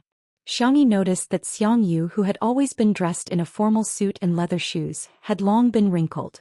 Even his tie was loosely tied. He wasn't the only one. The others were also in a much more disheveled state than usual. Xiangyi immediately cried even harder. The girl's shoulders shook as if she was about to cry all the tears she had in her life. Xiang Feng wailed too. Little Xiangyi, you've suffered. Little Shiji silently distanced herself from her ex-husband. Xiao Naofu jumped into Xiangyi's arms and meowed, its icy blue eyes full of tears. Stupid woman. You're finally back. This hoo-hoo was worried to death. Xiangyi hugged the kitten tightly and smiled through her tears. Why have you lost weight? Your stomach is so flat. I'll make you cat food when we get back, cough tiger food. Everyone, how was this fat cat skinny? Xiao Naofu obediently rubbed its head against Xiangyi's collarbone, then jumped to the ground. It strode over to Xiangyu's feet with its proud and noble cat-like steps, and meowed in a cute and coquettish manner. Xiangyu. It acted coquettishly towards mean Xiangyu. The furry maniac picked up Xiao Naofu at lightning speed and instantly transformed from a cold and aloof person into a chatterbox. Is our Fu-Fu hungry? Do you want to drink milk? Can you eat some dried fish first? If you don't like it, I'll buy you something else, okay? Little Shiji. It turned out that I wasn't the only bootlicker. Xiangyu carried Xiao Naofu to look for food while Xiangqi, Xiangli, and Xianxia also found excuses to leave, not forgetting to drag Xiangyu away with them. Xiang Feng was still struggling desperately. Don't stop me. I want to hug little Xiangyi. I want to give her the warmth of a family member. Xianxia glanced at him coldly. Xiang Feng was obedient. In the church, Xiangyi and the man who was shielding her from the light were the only ones left. Xiangyi looked up and made eye contact with Shi Sui's handsome face. The man's eyes were bloodshot, and there was green stubble on his smooth jawline. His voice was hoarse from the tobacco smoke and he said in a low and gentle voice, Sister E, welcome home. Chapter 840. Xiangyi's tears were about to burst out again. Fortunately, both she and Shi Sui were good at controlling their emotions. Even if they were overwhelmed with emotions, they could still appear calm. Yes, I'm back. Long time no see. After saying that, Xiangyi thought of something. What's the date today? Shi Sui gave her a date. Xiangyi was slightly stunned at first. Then she heaved a sigh of relief. That's great, that's really great. The flow of time in the two worlds was different. She was so glad that she was in the fast world while Shi Sui and her brother were in the slow world. Shi Sui sensed that something was wrong. He narrowed his eyes and asked, How long have you been there? Xiangyi wanted to skip this question and change the topic. Shi Sui didn't ask much. He just stared at her as if he wouldn't look away if she didn't give him an answer. In the end, Xiangyi was defeated. She said softly, More than a month. Huh? Unexpectedly, Shi Sui put his arm around the girl's slender waist and pulled her into his arms. Xiangyi's face was pressed against his chest. His heartbeat was clear and strong. It was a little fast. What's wrong? Shi Sui said hoarsely, I'd rather be the one who spent more than a month with you. There was silence in the church. Xianxia looked up. Her eyes were as red as a rabbit's, but she still comforted Shui. I'm fine really. She tiptoed and kissed Shui's chin. She was so obedient and soft. Shui looked at her without blinking. He suddenly tightened his grip on her waist. His tall figure loomed over her, not allowing her to escape. Xianxia didn't escape. Instead she hugged his waist. In the director's room. Li Jinyu paced back and forth. What's going on? Is Sister Yi really possessed? That day Shui had only asked him and Wanqing to help with the acting. She hadn't said anything else. Even though Li Jinyu boasted that he had watched countless horror movies, he was naturally easily frightened. When he saw Xianxia, who was like a completely different person, he was still frightened.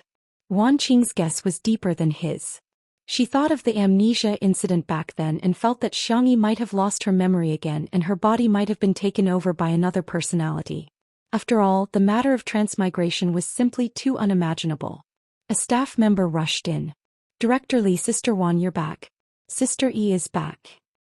What did you say? Li Jinyu retorted. His body reacted faster than his mouth as he strode out. Wanqing followed closely behind. Not only the two of them, but all the staff members in the production crew also rushed to the entrance to welcome Xianxia. When they saw that the little girl was safe and sound beside the car, many people cheered. Quick, Sister Yi is back. Sister Yi, how are you feeling? Sister Yi, you've lost weight. You have to eat more to nourish your body. A group of people surrounded Xianxia and talked at once, showing concern for the little girl. Xianxia smiled faintly and said, I've made everyone worry. I'm fine. Okay, all of you make way. You're all surrounding her so tightly that Sister Yi probably can't breathe fresh air. Everyone awkwardly made way.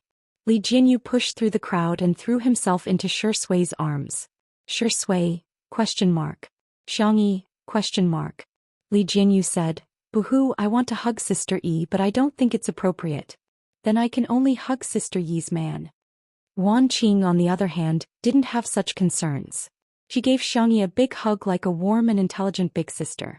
You're back, Sister Yi. Chapter 841. Xianxia nodded obediently and couldn't help but rub her head against Wanqing's shoulder. Brother Yi. You're finally awake, that's great. Zhou Xian exclaimed in joy. He trotted towards Xianxia, followed by Su Rindong's striding figure. The two of them had postponed all their appointments in the short term in order to wait for Xianxia to wake up. Xianxia chatted with them for a while, and after Zhou Xian and Su Rindong confirmed that Xianxia had recovered, they left. Zhou Xian stuck his head out of the car window and said, Thank you for introducing us to the doctor, Brother Yi. In addition to the psychiatrist that she introduced to Su Rindong, Xianxia also helped him make an appointment with a top-ear doctor. He owed her a huge favor. Xianxia said gently, You guys have to cooperate with the doctor and get well soon. Zhou Xian grinned. He didn't look like a legendary singer at all. Instead he looked a little silly. Brother Yi, I'll come to you again if I'm hungry for 3 days. Su Rindong pursed his lips. Although he had already sprayed the car with disinfectant spray, he still felt a little uncomfortable. He said, See you later. Xianxia said, Have a safe trip, come by often in the future. As the car gradually drove away, their friendship quietly lasted forever. In the living room, Xianxia learned that the fans of Two Under One Roof had been waiting under the official Weibo account for several days, so she took the initiative to ask the production team to start a live stream. If it were any other director, they would definitely be eager to start a live stream to make money. However, the style of Two Under One Roof was like this. Li Jinyu said, Don't start it, get some rest today. Xianxia said, I want to explain to the fans, don't let them worry about me. Li Jinyu said, Okay, we'll do as you say, but we can only do it for an hour. Wanqing said, Half an hour, 1 hour is too long. The cameraman Old Zhang said, Yes, we can't tire Sister Yi out. The others also chimed in, all of them doting on Xianxia. She was really loved by everyone. After the staff adjusted the equipment, Wanqing used her official Weibo account to post the news of the upcoming live stream. The fans below were all in an uproar. Is Sister Yi awake? How is our baby? Will Yi's eye appear on screen? I'm so worried that I'm crying cute. The moment the live stream started, countless viewers flooded in. The camera shook twice and successfully focused on the two people sitting side by side on the sofa. Xianxia changed into a clean white cotton shirt with a simple gray t-shirt inside. Xianxia was wearing a white dress made of the same material. The hem of the dress was a lotus leaf design, which made the girl's calves look fair and delicate. Whether it was the color scheme or the material, they all formed a harmonious harmony. In the live stream, "That's great, Sister E is fine. Couple outfits. It's a couple outfit. Same model please." To the people in front, "Wake up. This design is obviously the work of Hades. It's probably one of a kind in the world." Xianxia raised her left hand and waved. "Hello everyone, I'm Xianxia." The moment she put down her hand, Xianxia naturally held her little hand and held it tightly in her palm. She acted affectionately as if no one else was around. The tips of Xianxia's ears turned slightly red, and she explained to everyone in a gentle voice that her body was no longer in danger. "Thank you for your concern everyone. I'll take good care of myself." In the next second she suddenly felt a weight on her shoulder. She turned her little face to the side, only to find that Xianxia had fallen asleep on her shoulder. His eyelashes were thick and long, casting a faint shadow over his eyes. Holding her hand, he did not let go of her hand even a little bit. Chapter 842. Is he too tired? Xianxia thought to herself. Xianxia had been sleepless for several days in a row, so he was really tired now.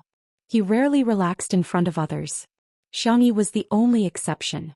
Xianxia remained seated and carefully helped Xianxia adjust his position so that he could sleep more comfortably. The girl put the microphone close to her mouth and lowered her voice. "Does anyone have any questions?" In the live stream, fans of the untimely couple repeatedly died. I'm done. This is too sweet. Untimely couple. Beautiful love. What a perfect couple. Let's get married on the spot." "Sister E, thank you for your concern. We will be holding our wedding in a few days. Welcome everyone." In addition to the fans of the untimely couple, many people also asked Xianxia questions. The usual questions were about her interests and hobbies, the recipe of a certain dish, but there were also unusual questions such as the solution to math problems, pet poop picker strategies, and divination. Xianxia replied to as many people as she could. No matter how outrageous the questions were, the girl would answer them seriously. When she encountered questions that she didn't know how to answer, she would apologize to the audience and leave a good impression on them. It was almost time. Xianxia wanted to answer more questions, but Li Jinyu said, "Okay, time's up. Sister E, you should get some rest." "I'll answer one more question, just one." The girl raised a finger and said in a soft voice as if she was acting coquettishly. "Ah, who can stand this?" Father Fan Li Jinyu could stand it. He sternly refused Xianxia's request. "I'll turn off the livestream right away. Now go to sleep with Xianxia." Beside the floor-to-ceiling windows, the Xiang brothers, who were too lazy to enter the livestream, cast cold glares at them one after another. In the livestream, all the viewers were spammed with comments such as, "Well done, son," and "Director Li is in danger, danger, danger." Li Jinyu wanted to cry but had no tears. "No, I mean both of you should go to sleep. It's just a literal meaning. Sister E, please don't misinterpret it." Xianxia nodded. In order not to disturb Xianxia, she carefully leaned against the sofa, closed her eyes and fell asleep smoothly. In the blink of an eye, the little girl's breathing was even and shallow. She had actually fallen asleep. In fact, Xianxia was just forcing herself to stay awake. Over the past month, she had spent a lot of effort in the game and her mind had been very tense. Now that she was in front of Xianxia and her family, she could finally let down her guard and fall asleep peacefully. Li Jinyu cut off the livestream right when Xianxia and Xianxia fell asleep. Thus, on this day, a few strange trending topics appeared. #sleep together, #, literally sleeping, #, round up, how old is the child, #, of course. Other than the fact that they were a couple, Xianxia once again gained countless fans in just half an hour of interaction. The girl's IQ and EQ were impeccable. Even Sister Xianxia had a big fan of hers who posted sentimental essays. "Time doesn't age, but Xianxia doesn't give up v. All this time I've been resistant to the idea of Xianxia being in a relationship. It's that kind of feeling. You know that Xianxia is very good, you know that she's fair-skinned, rich and beautiful, but you still can't accept her. Some people say that you're jealous. I say that I'm worried. I'm worried that such a good person like him will fall in love with her. I'm worried that such a good person like him will give more than he gets. But today I'm finally relieved. Except for Sister Xiaxia in this world, the only person who likes and cares about Xiaxia is. There's already Sister E. Red Heart. Chapter 843. This big fan's words resonated with many of the Xiaxia sisters. Yes, they didn't dislike Xiangyi. That feeling was probably similar to hearing their parents talk about other people's children. They acknowledged her excellence, but there was also a subtle resistance. However, gradually that resistance seemed to have disappeared. The reason why they had changed their opinion of Xiangyi was not just because of the small fact that she let Xiaxia lean on her shoulder today. Instead, it was because of the subtle recognition that had accumulated over time. They finally understood that the relationship between Xiangyi and Xiaxia had never been one-sided. Neither of them was dependent on the other. On this day, Xiaxia's sisters, who had always been arrogant, publicly expressed that they were barely able to make do with Xiangyi. They thought that Xiangyi was not bad. The spicy Tutu sisters were speechless. It was quite sudden. However, the spicy Tutu sisters didn't take this matter to heart. They did whatever they wanted and went to watch the videos of Sister E cooking, gardening, playing the zither, treating illnesses and drawing talismans. The Xiaxia sisters were speechless. Hey, we don't care about our pride anymore. Aren't you going to welcome us? Damn it. If you continue to talk to the spicy Tutu sisters, we will never eat spicy rabbit heads again. Wait a minute, Xiangyi's birthday is coming soon. Seeing that the spicy Tutu sisters were still acting as if nothing had happened, the Xiaxia sisters broke their vow and earnestly reminded them on #SpicyTutu Superchat. Your Tutu's birthday is coming soon. The spicy Tutu sisters' reaction was, oh? The Xiaxia sisters were speechless. Don't you look at the personal information of your artists. They tried to impart their valuable support experience to the spicy Tutu sisters. For example, they could buy advertising spots in squares, subways and public buses. For example, they could do public welfare, repair roads, repair elementary schools, plant trees and rescue stray cats. Another example would be endorsements, buying clothes, hand sanitizer, noodles and snail powder. The spicy Tutu sisters replied calmly. A waste of money. Illegal fundraising. Can you buy it? The Xiaxia sisters were speechless. That hurts. Xiangyi slept all the way until evening. When he woke up, his whole body felt refreshed after a good night's sleep. Xiaxia was sitting next to her, reading the script in her hands. She seemed to have sensed her gaze and turned to look at her.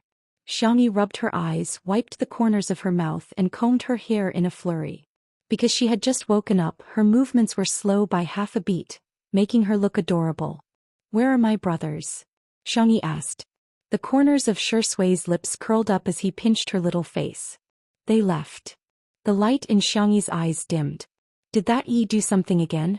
Do they hate me again? The girl's voice was a little nasal, but she pretended to be indifferent. Don't overthink it. I promise to keep it a secret. Xiaxia said. They went to the old mansion to prepare for your birthday celebration, and the staff members are also there. There should be a live broadcast. Xiangyi covered his mouth. You didn't say anything, so you didn't go against your principles. Xiaxia chuckled softly, a gentle smile on her face. It's okay. Others can't do it, but Sister E is different. In front of Sister E, I can go against my principles. Xiangyi felt her ears start to burn again. She pinched them gently with her fingertips and suddenly thought of something. Then, tonight are we the only two left at home? Chapter 844. The sound of running water could be heard from the bathroom. Xiangyi sat on the tatami beside the floor-to-ceiling window. Her head was so hot that it was about to emit smoke. She was nervously tugging at the bunny ears of her stuffed toy. Thinking about the conversation in the past 2 hours, her ears turned even redder in embarrassment. Then, tonight are we the only ones left at home? Xiaxia replied with a faint as if he did not think much of it. What do you want to eat? I'll make it. Anything. They had a simple dinner, watched a movie and drank some wine. Then, he pretended to be drunk and dragged her back to his room. Xiangyi took a deep breath and told herself not to think about the content of the manga that Fu Yunyue showed her. She was not nervous. Creak. The bathroom door was pulled open. Xiangyi's first reaction was to hide under the coffee table. Fortunately, her rationality came online in time and she did not do anything embarrassing. She struggled for a long time before coming up with the wording. Well, I don't think I'm that drunk. Why don't you go back? When she saw Shui's appearance, the latter half of her sentence was instantly stuck. Unlike the restrained and abstinent style of pajamas in the past, Shui was only wearing a pair of gray sweatpants today. The belt hung loosely, looking lazy and wanton. Looking up, it was a perfect and superior figure. His shoulders and back were broad, but his muscles were not exaggerated. His cold and fair abs were distinct, and two distinct V-lines snaked into his sweatpants. He held a towel with one hand to dry his hair as if he did not hear Xiangyi's words. What did you say? Xiangyi's milky white face was super serious. I said I drank too much. Shui chuckled softly, looking so charming and flirtatious. His little bunny, why was she so cute? Xiangyi continued to be super serious. I'm also drunk, very drunk, the kind that will go crazy. Shui raised his eyebrows, his expression languid and leisurely as he drawled. It's okay, I'll let you trample on me. Whoosh. This time Xiangyi couldn't take it anymore. She buried her head under the coffee table. Letting her do whatever she wanted to him was just too embarrassing. By the time Shui dug a certain little rabbit out from under the table, the girl's ears had already turned red all the way to her fair neck. Why is your face so red? Do you have a headache? It's still all right. The two of them were so close that she could smell the sweet orange scent of Shui. Thump, thump, Xiangyi swallowed her saliva and her mind involuntarily started to wander off to the manga that Fu Yunyue had given her. Not wearing clothes. Cough, she only went to take a look at the Liao out of the spirit of scientific research. I heard that exercise can promote alcohol metabolism. I'll dry your hair for you. The buzzing sound of the hairdryer rang in the room. Xiangyi's movements were gentle. She deliberately moved the hairdryer further away and carefully blew Shui's hair. The man's hair was short and he blew it dry quickly. It's done. Xiangyi turned around to put the hairdryer in. A pair of large hands grabbed her slender wrists from behind. Tutu. The same two words, but when Shui said them, the feeling was different from when her brothers said them. You finished metabolizing the alcohol? Xiangyi didn't even have time to reply before she heard the man's mocking voice again. Aren't you going to go crazy? Big brother is waiting for you. The girl lost her usual calmness and was embarrassed. I don't know how to. Shui gently kneaded the soft flesh at the back of her neck. Be good, big brother will teach you. Chapter 845. Xiangyi's eyelashes fluttered twice and she asked in confusion, Can this be taught? The moment she finished speaking, the pair of big hands on the back of her neck moved down along her spine. Like small electric current flowers, they exploded at her nerve endings. Ugh. The girl didn't hold the hairdryer firmly in her hand, and it accidentally fell on the soft carpet. But no one cared. Xiangyi suddenly chickened out. I don't want to learn. Unfortunately, it was too late. The black-bellied wolf removed the disguise of abstinence, squinted his eyes, and swung the big tail behind him in satisfaction. The little rabbit was firmly held in his arms in an extremely domineering and possessive posture. The warm breath wrapped around the tip of her ear, spreading down little by little. The touch was wonderful and tugging at her heartstrings. Xiangyi's slender shoulders trembled slightly. You don't seem to be teaching it right. For example, her little uncle liked to climb trees when he was drunk, her fourth brother liked to hug and kiss furry toys when he was drunk, and her third brother would crazily act coquettishly when he was drunk, asking to be hugged and lifted high. Shui's drunken teaching something was very wrong. Silly rabbit. The man's throat overflowed with a low chuckle, and his thin lips pressed against the girl's red collarbone. Big brother lied to you. Don't be afraid. The man's coaxing voice was husky, like a feather tickling the tip of her heart. Both of their breaths became hot. At this moment the phone suddenly rang. Shui glanced at it and saw that the caller ID was Xiang Feng, so she directly hung up. Just as she was about to continue drunken madness with the little rabbit, the phone began to buzz and vibrate non-stop. Shui's temples faintly twitched, and she used the last of her patience to look at the screen. Feng Feng de de li sui. Are you there? Feng Feng de de li. Urgent, urgent, urgent. It's very urgent. Shui frowned. After all, they were good friends for many years and she was worried that something had happened to him, so she replied with a question mark. Xiang Feng sent a voice message that was dozens of seconds long. Sui. I thought of a great gift idea. On little Xiangyi's birthday, I'll prepare a huge gift box for her. Then I'll lie inside it. When she opens the gift, she'll see me inside. Aren't you surprised? That wasn't the end of it. I was going to pretend to be dead inside and scare her into crying. Then I would sit up and make her smile through her tears, making her even happier. What do you think? Isn't it wonderful?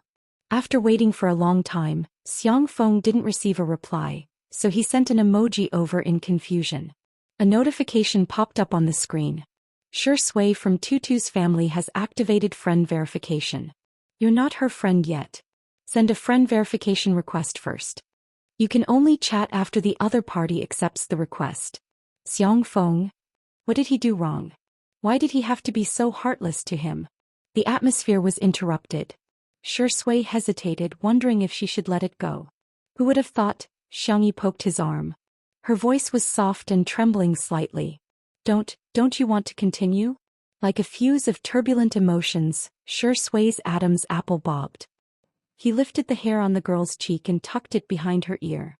Her jet black hair twined and loosened around his fingertips. It was a warm and ambiguous action. Their eyes met and they moved closer bit by bit. Suddenly, there was a series of scratching sounds on the door, accompanied by Xiao Naofu's anxious cries. Shi Sui, ignore it.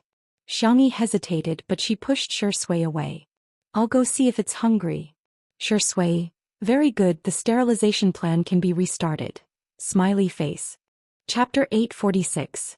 Xiangyi quickly opened the door while Xiao Naofu scurried towards her. What's the matter? Xiangyi squatted down and picked up the kitten. Xiao Naofu sobbed aggrievedly and used its meaty little paw to point at the location of the cat villa. Xiangyi immediately sensed that something was amiss. Little Shiji, who had always been inseparable from Xiao Naofu, was nowhere to be seen. She walked over and saw a tablet in little Shiji's nest. She vaguely had a hunch. The screen lit up to see that there was an edited letter on it. The letter was divided into 3 parts. To Sister E, thank you Sister E for taking care of me these past few days. The food you cook is really delicious. It's the most delicious food I've ever eaten in all the worlds I've transmigrated to. Shi Sui. There's nothing much to say. Don't bully Xiao Naofu, I'll protect it. To Xiao Naofu, by the time you read this letter I should have already left. Don't be sad, I left because my mission has been completed. I'll come back to look for you when I go back to deal with some matters. By the way, the main system said that your reincarnation failed because of Ling Ye's interference and it will compensate you soon. While I'm away you have to eat well and drink milk well. Don't always steal canned food and dried fish. You have to sleep in the nest and cover yourself well with the blanket. You can sleep anywhere you want in my nest, it's very clean. By the way, if you miss me you can look at #WesternSuitedCouples posts. There are photos and videos of us together. It's okay if you don't miss me. Goodbye Xiao Naofu. After reading it, Xiangyi sighed. Although she knew that this day would come sooner or later, she felt a little melancholic. Xiao Naofu nestled in her arms and quietly wiped its tears. Xiangyi forced herself to cheer up and comforted Xiao Naofu. We have to believe in little Shiji. It will definitely come back and we'll be able to see each other then. Xiao Naofu, meow meow, what if little Shiji doesn't come back? Who else can it bully? Who else would be willing to be bullied by it? The more Xiao Naofu thought about it, the more upset he felt. He sobbed and cried non-stop. Xiangyi was affected by it and her eyes also turned red. She packed up little Shiji's bowl and toys and placed them in a cardboard box, after which she wrote little Shiji on it. When little Shiji comes back, shall we open the box together? Xiao Naofu wept and nodded. The top of its head was suddenly rubbed twice by a warm hand. Xiao Naofu smelled the familiar scent of a dog-like man, and its fur instantly exploded. However, the D*Emin man didn't talk about sterilization or cat meat hot pot today. Instead he gently coaxed her. Kitty, I won't bully you anymore. Xiao Naofu's ears perked up. Really? Suddenly she didn't feel so sad anymore, Shi Sui said calmly. You're already a grown-up kitten, so you have to learn to be mature, independent and strong. However, that's definitely nothing to Xiao Naofu. You're the most mature, independent and strong, aren't you? Xiao Naofu felt giddy after hearing the D*Emin man's words, as if it had drunk a few kilograms of fake alcohol. It raised its chin and meowed proudly. I'm just that outstanding. In the next second, the D*Emin man grabbed the back of its neck mercilessly and threw it into the cat mansion. Kata. The door of the cage was locked. Good night, little Shiji. Xiao Naofu? Damn you, D*Emin man. Chapter 847. This time Xiangyi was carried back to the room by Shui. And in front of Xiao Naofu roared ferociously. Damn it! Why does this scumbag feel like he's taking revenge on me? In the bedroom. Shui carried Xiangyi with one hand and locked the door with the other. Double security. That stupid cat shouldn't be able to enter. Put me down. It was too embarrassing to be carried on his shoulders. This was an experience that Xiangyi had never experienced before. The man's voice was languid. Listen to Tutu. Xiangyi thought he would put her down by the window. She had carefully decorated that area for a long time. The tatami mats, the couch and the small coffee table were all carefully selected. There were also all kinds of soft pillows, cute dolls and small ornaments. She didn't expect that Shui would place her on the bed. The girl panicked and subconsciously wanted to escape, but the man grabbed her wrist and easily pulled her back. What are you doing? The little bunny trembled and quickly rolled up the thin quilt. Shui looked at her with a faint smile. What do you want to do by tricking your brother here? Hit the nail on the head. Xiangyi felt guilty and didn't dare to look at him. She said vaguely, Is that so? Why don't we talk somewhere else? It feels weird on the bed. Are you scared now? Shui raised his eyebrows. Do you still dare to do it in the future? Xiangyi said honestly, yes. Shui was so angry that he laughed. He simply lifted the thin quilt and lay down beside her. Xiangyi, no. Shui said, okay, go ahead. I heard you. Xiangyi, the little girl pulled up the quilt and covered half of her face. Although her brothers doted on her, they abided by the principle that men and women should keep their distance from her since she was young. She didn't have many friends and Jiang Jujia was very busy practicing the zither and going to school. The two of them would occasionally meet but they couldn't fall asleep at all and would talk all night long. Shui was considered the first person she had slept with in a serious manner. How have you been in the past month? Shui asked in the quiet room.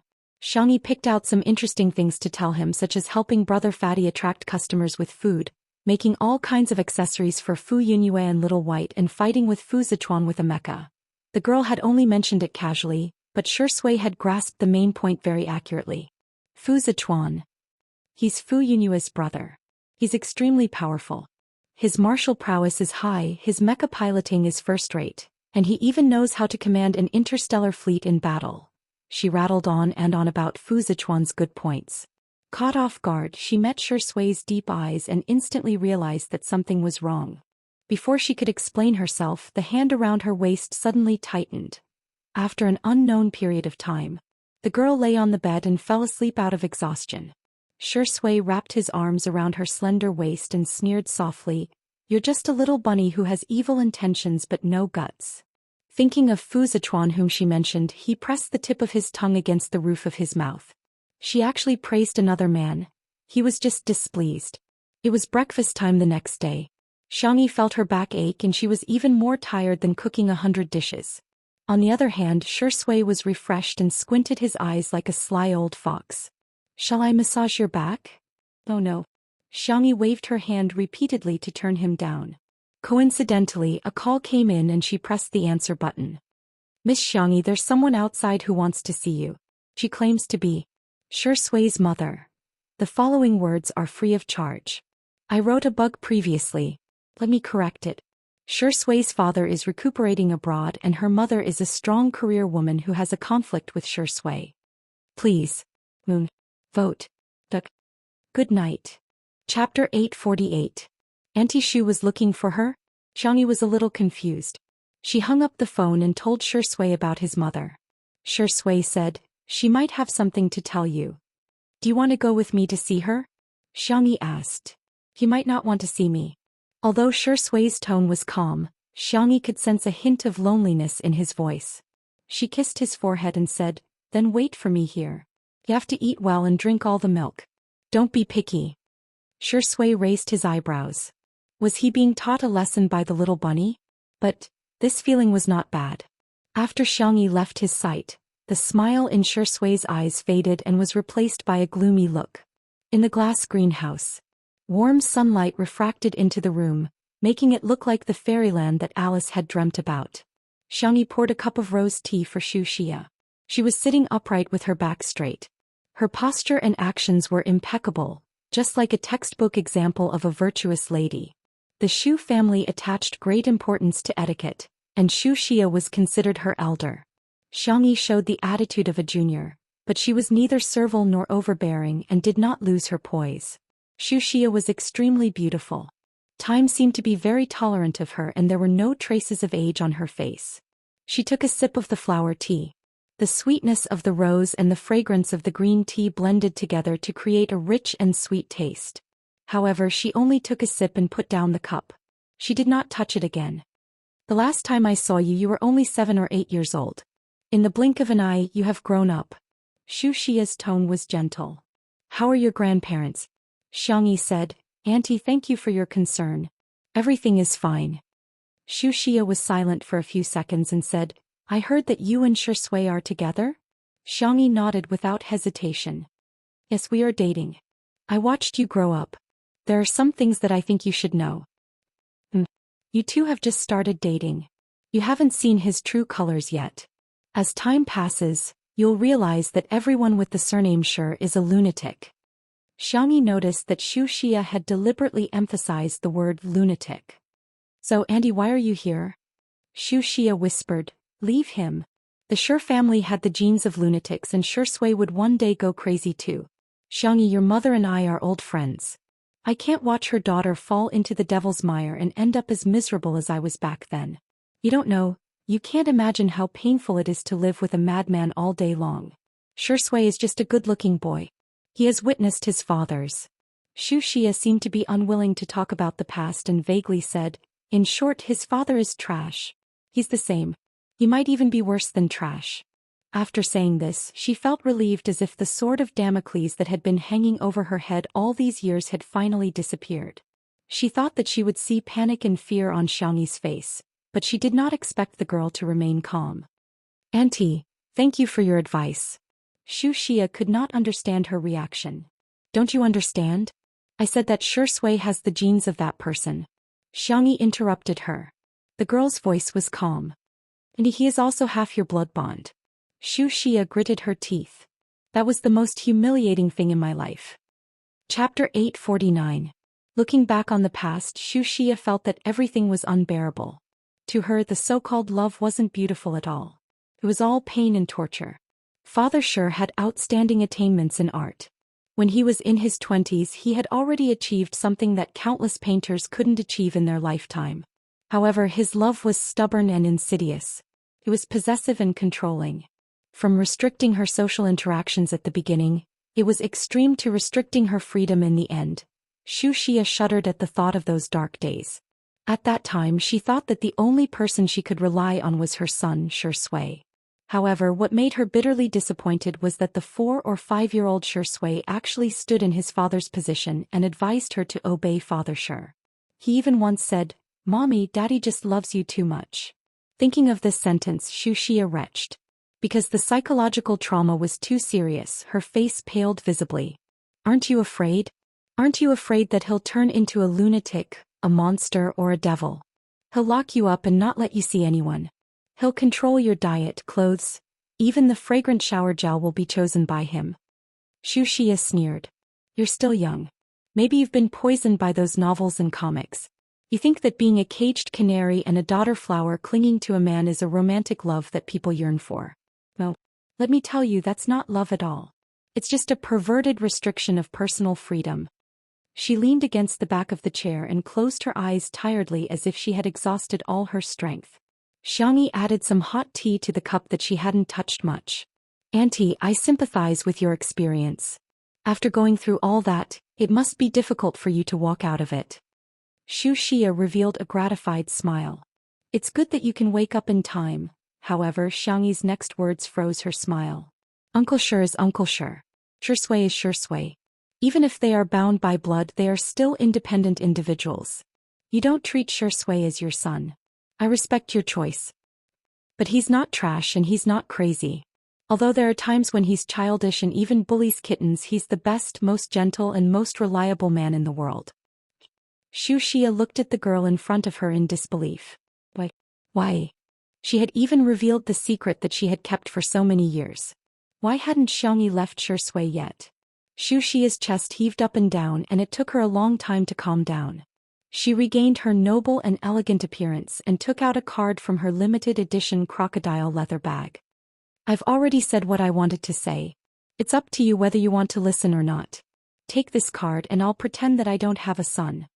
Xianxia said proudly, remember, if you choose him then I won't give you my blessings. Never. Xiangyi frowned and took out a wallet from her third brother's canvas bag. After opening it, she saw a stack of black and gold cards. Under the sunlight it was almost blinding. Xiangyi took out the cards one by one slowly and placed them in front of Xianxia. Auntie, this is a small token of my respect. Please remember that you didn't abandon Shui. Shui doesn't want you anymore. He has me for the rest of his life. Chapter 850. Xianxia left out of anger. She left in a disheveled state, just as elegant as she came.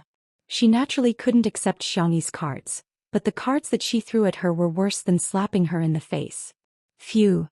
Xiangyi exhaled and couldn't help but put a hand to her forehead when she recalled her childish behavior just now.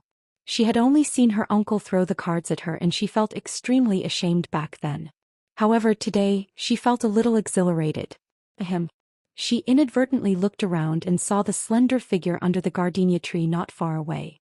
Xiangyi got up and scurried over. Shui was twirling a cigarette in his hand, but he didn't smoke it. He looked down and the emotions in his eyes couldn't be discerned. Xiangyi asked cautiously, did you see everything? Yes. I'm sorry, it's my fault. I just couldn't take it anymore, so I threw those cards at her. I forgot that there were so many of them.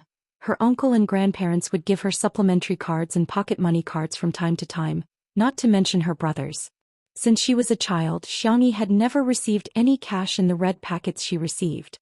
They were either cards or deposit slips. Xiangyi explained softly, and her whole body was suddenly hugged. Shui buried his head in her neck and rubbed it twice. He was such a mature and serious man, but now he was acting like a spoiled child. Titi, you're very good. You're the best in the world. Xiangyi said with a smile. Some people say that I'm speaking in an appropriate manner, and some people say that Xiangyi has been passed down from generation to generation. Seems to make sense. Shui hugged her even tighter. Can I hug you for a while? Xiangyi wrapped her arms around his waist. Sure, boyfriend. Xiao Naofu, who was watching the show in the corner of the greenhouse, was speechless. Is it popular to lure Hu in and kill him now? I suddenly miss little Shiji.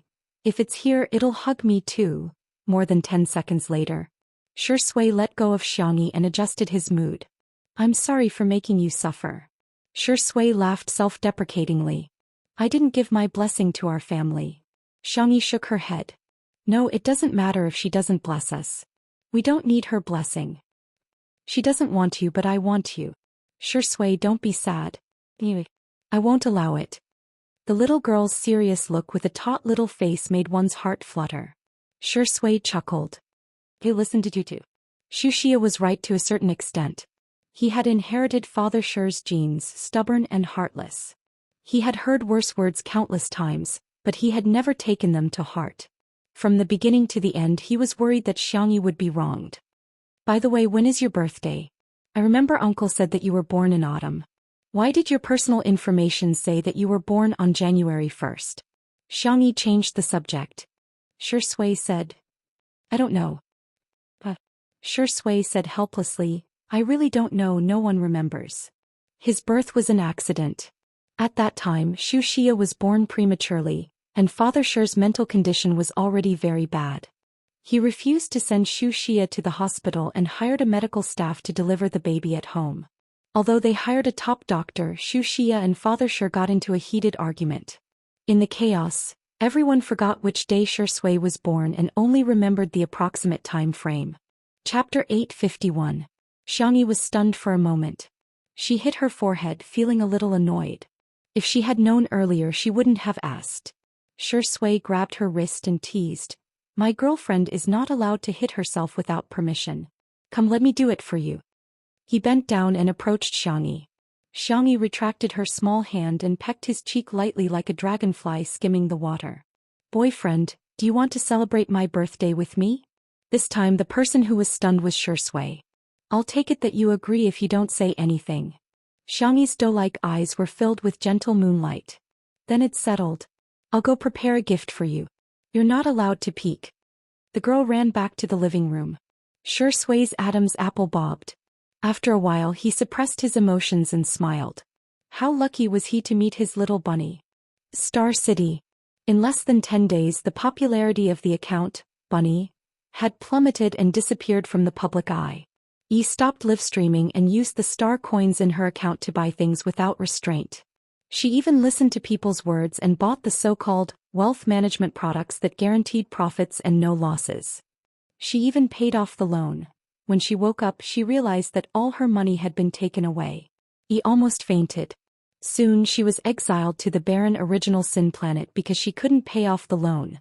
She wanted to ask Fu Zichuan for help, but she couldn't contact him at all. When she finally contacted Fu Yunyue, the other party's attitude was very cold. Yi couldn't figure it out and asked, "Aren't we good friends? Everyone in the galaxy knows that we're very close. You've given me so many gifts." Fu Yunyue, "I'm sorry, that's a reward for Tutu, not for you." Yi refused to admit it. "I'm Tutu really. I'm not lying to you." There was no reply for a long time. She sent another message, only to realize that she had been blocked. Yi's vision turned black and she was in complete despair. She finally paid the price for her greed and courting death. After being exiled, Yi's optical computer was also confiscated. In the optical computer, Ling Yi was still fighting against the virus. He calculated the results. According to the current progress, he would be able to break the virus in 123 years and regain his freedom. However, that day would never come. The main system has found Ling Ye's location. It was only when he truly faced the main system that Ling Yi realized just how weak his so-called secondary system was. He couldn't even withstand a single blow. The main system had been operating for many years, and the amount of energy it had accumulated was undoubtedly terrifying. The simulated photon beam bombarded Ling Yi a few times, and Ling Ye's core data was damaged, causing him to fall into a near-death state. What shocked him even more was that the main system didn't kill him right away. Instead, it started the process of devouring him. Ling Ye's figure appeared on the main system's screen when he had devoured 2/3 of it. It was like a child discovering a new world for the first time, constantly changing its shape. Men, women, cats, dogs, and even all kinds of strange creatures. When it changed to Fu Zichuan's face, it exclaimed. "Seemed a little familiar? That's not right." It searched through Ling Ye's memories and found Shui's appearance. Wasn't this? The main system immediately locked onto Shui's world through the countless planes of existence. Finally, it locked onto Shui's world. Xiangyi had ordered a lot of gifts for Shui. She inadvertently opened Weibo and saw the top trending topic. The girl's pupils shrank. #Shui lunatic #. Chapter 852. She tapped on the trending topic with her slender and soft fingertips. The page jumped to a video interview with a certain media outlet. The interview was here. Xiangyi's fingertips trembled as she fast-forwarded through the entire interview. In the half-hour interview, Zhou Xian lost control of her emotions several times and kept mentioning Shui and his father. The Shui family members all have mental problems. Shui has displayed emotional and cognitive disorders since he was a child. He's cold and emotionless, just like a block of wood. He doesn't know how to speak even when he's 4 or 5 years old. He's not likable at all. I don't want to admit that he's my son. I didn't want to talk about these things at first. The reason why I'm standing up is to prevent women from being hurt like I did back then. Being imprisoned in a cage like a canary isn't romantic love at all. It's illegal imprisonment of personal freedom. This interview was obviously paid to be trending, but because the content was too shocking, it still caused a huge uproar on the internet. What the F***CK? Is this Shui's biological mother? She's so beautiful. So does the Shui family have some kind of hereditary mental illness? Shui acted like a lunatic in the movie that he won the Best Actor award for previously. Could it be that he's acting himself? I'm just a passerby. I feel that Miss Shu's values are too righteous. I hate those kinds of love views that promote paranoia and mental illness. They're obviously the dregs of the flourishing consumer culture and entertainment industry. His biological mother is coming out to beat him. Sure, Sui's mental condition must be very worrying, right? I feel bad for Sister. She found a lunatic to be her boyfriend. With her qualifications, she can get any man she wants. In an instant, rumors spread everywhere.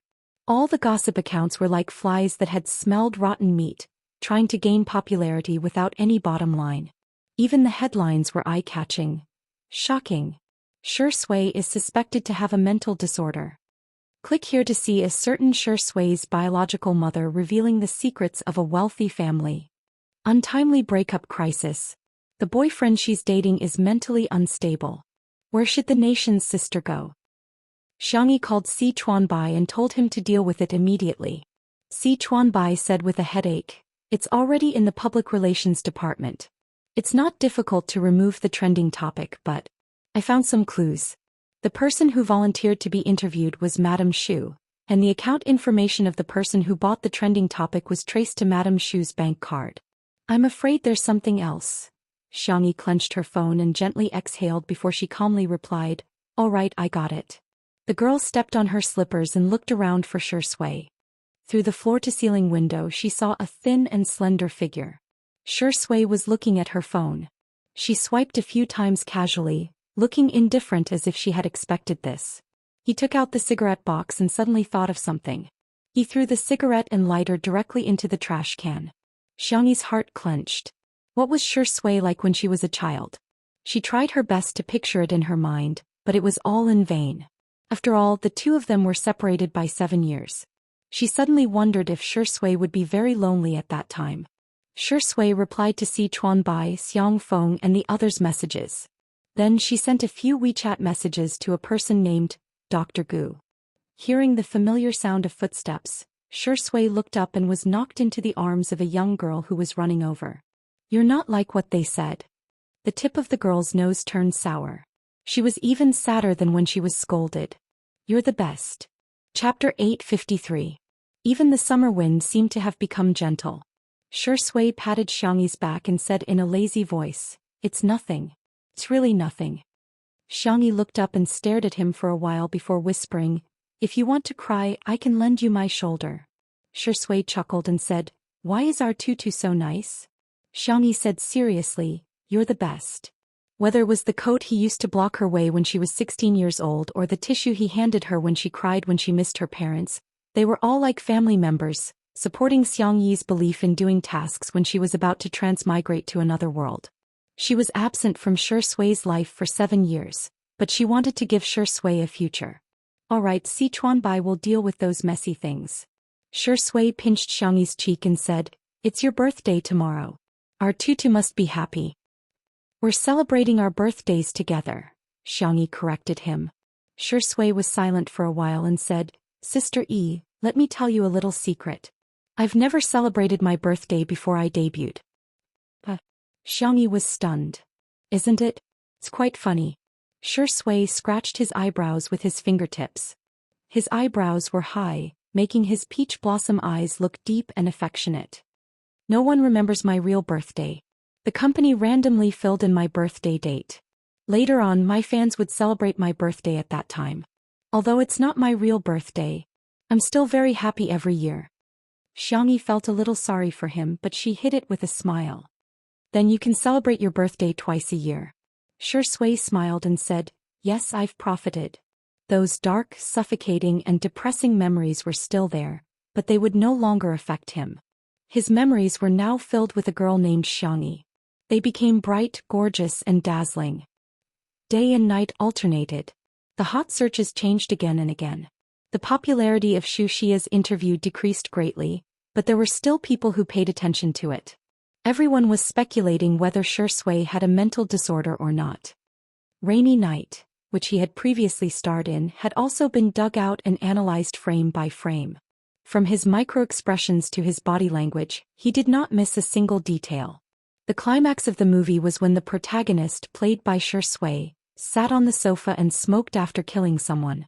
As he smoked, he laughed until tears came out of his eyes. Although there was a twist at the end and everything was just the protagonist's imagination, those few minutes became the most dazzling part of the entire film. It was regarded as one of the best acting skills in the history of film. However, after careful analysis, it seemed that Shui had really gone mad. Otherwise, how could he act so well? There were quite a few people who held this view. In particular, when the live broadcast of Two Under One Roof began, everyone started gossiping about Shui in the comments section. Did you guys see the popular analysis? My mind is filled with Shuringdi's laughter. It's like he's really crazy. I think so too. How can a mother not love her child? Even his own mother said so. It must be because the crazy genes of the Shur family are too much. Is Shuringdi pretending to be gentle and refined these days? Oh my god, doesn't that mean he's a mental patient with acting skills? He's much more dangerous than ordinary mental patients.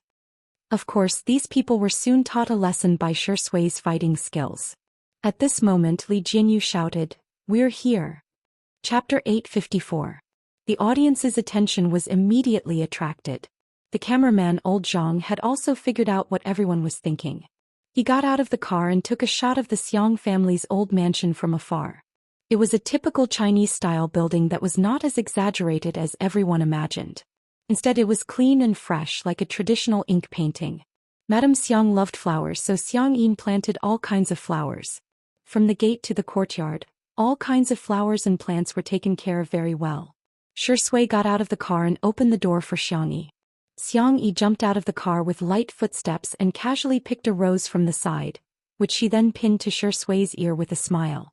Shui looked a little helpless, but she still smiled gently and let Xiang Yi do whatever she wanted. The pop-up comments of the livestream were instantly taken over by fans of the untimely couple. Those who wanted to gossip about Shui just now were dumbfounded by this scene. Is this the traffic of a top-notch variety show? There were so many pop-up comments that people couldn't even see their faces.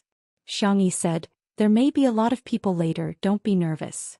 Shui nodded. The audience thought that she was just saying it casually, but when the production crew entered the courtyard, they realized, it's not a lot. It's a ridiculous amount, okay? There was an open-air party set up in the courtyard, and more than 10 tables covered with white cloths were set up in the form of a buffet. There were staples, desserts, drinks, and so on. The courtyard was large, but because there were hundreds of people there, it actually seemed cramped. Upon sight of Xiang Yi, a group of people surrounded her like stars surrounding the moon. "Miss Xiang, happy birthday. Miss Xiang, I hope you'll always be as beautiful as a flower. Long time no see, Miss Xiang, you'll always be 18. These people were basically the partners of the Xiang family's company, and some of them were socialites and heirs. Their relationship with Xiang Yi was so close that they couldn't even be considered plastic. Xiang Yi maintained a polite smile, exuding an outstanding girlish aura, like a proud white swan. The apricot-colored dress was tailored to fit her body perfectly, and every stitch was personally sewn by Xiangqi and his assistant. The hem of the dress was specially embroidered with layers of lace, and there were also various exquisite embroidery on the dress. It was an exclusive haute couture dress that even top celebrities couldn't borrow. In the live stream, my daughter is so beautiful. This set is amazing. Sister E really looks like the little princess. Her temperament is so good. Oh my god, is this Miss Perfect's birthday party?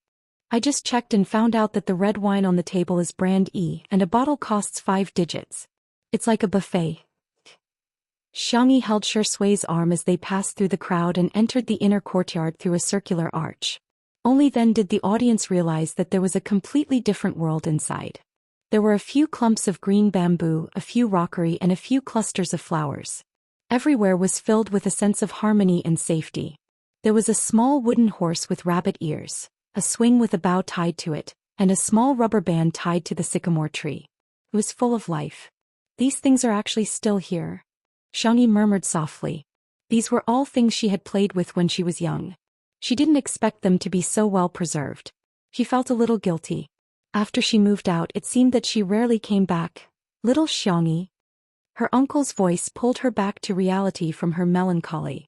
Xiang Yi looked in the direction of the voice, and the corners of her mouth twitched slightly. She saw that Xiang Feng had countless gift boxes stuck to his body, and there was even a ribbon tied to his head.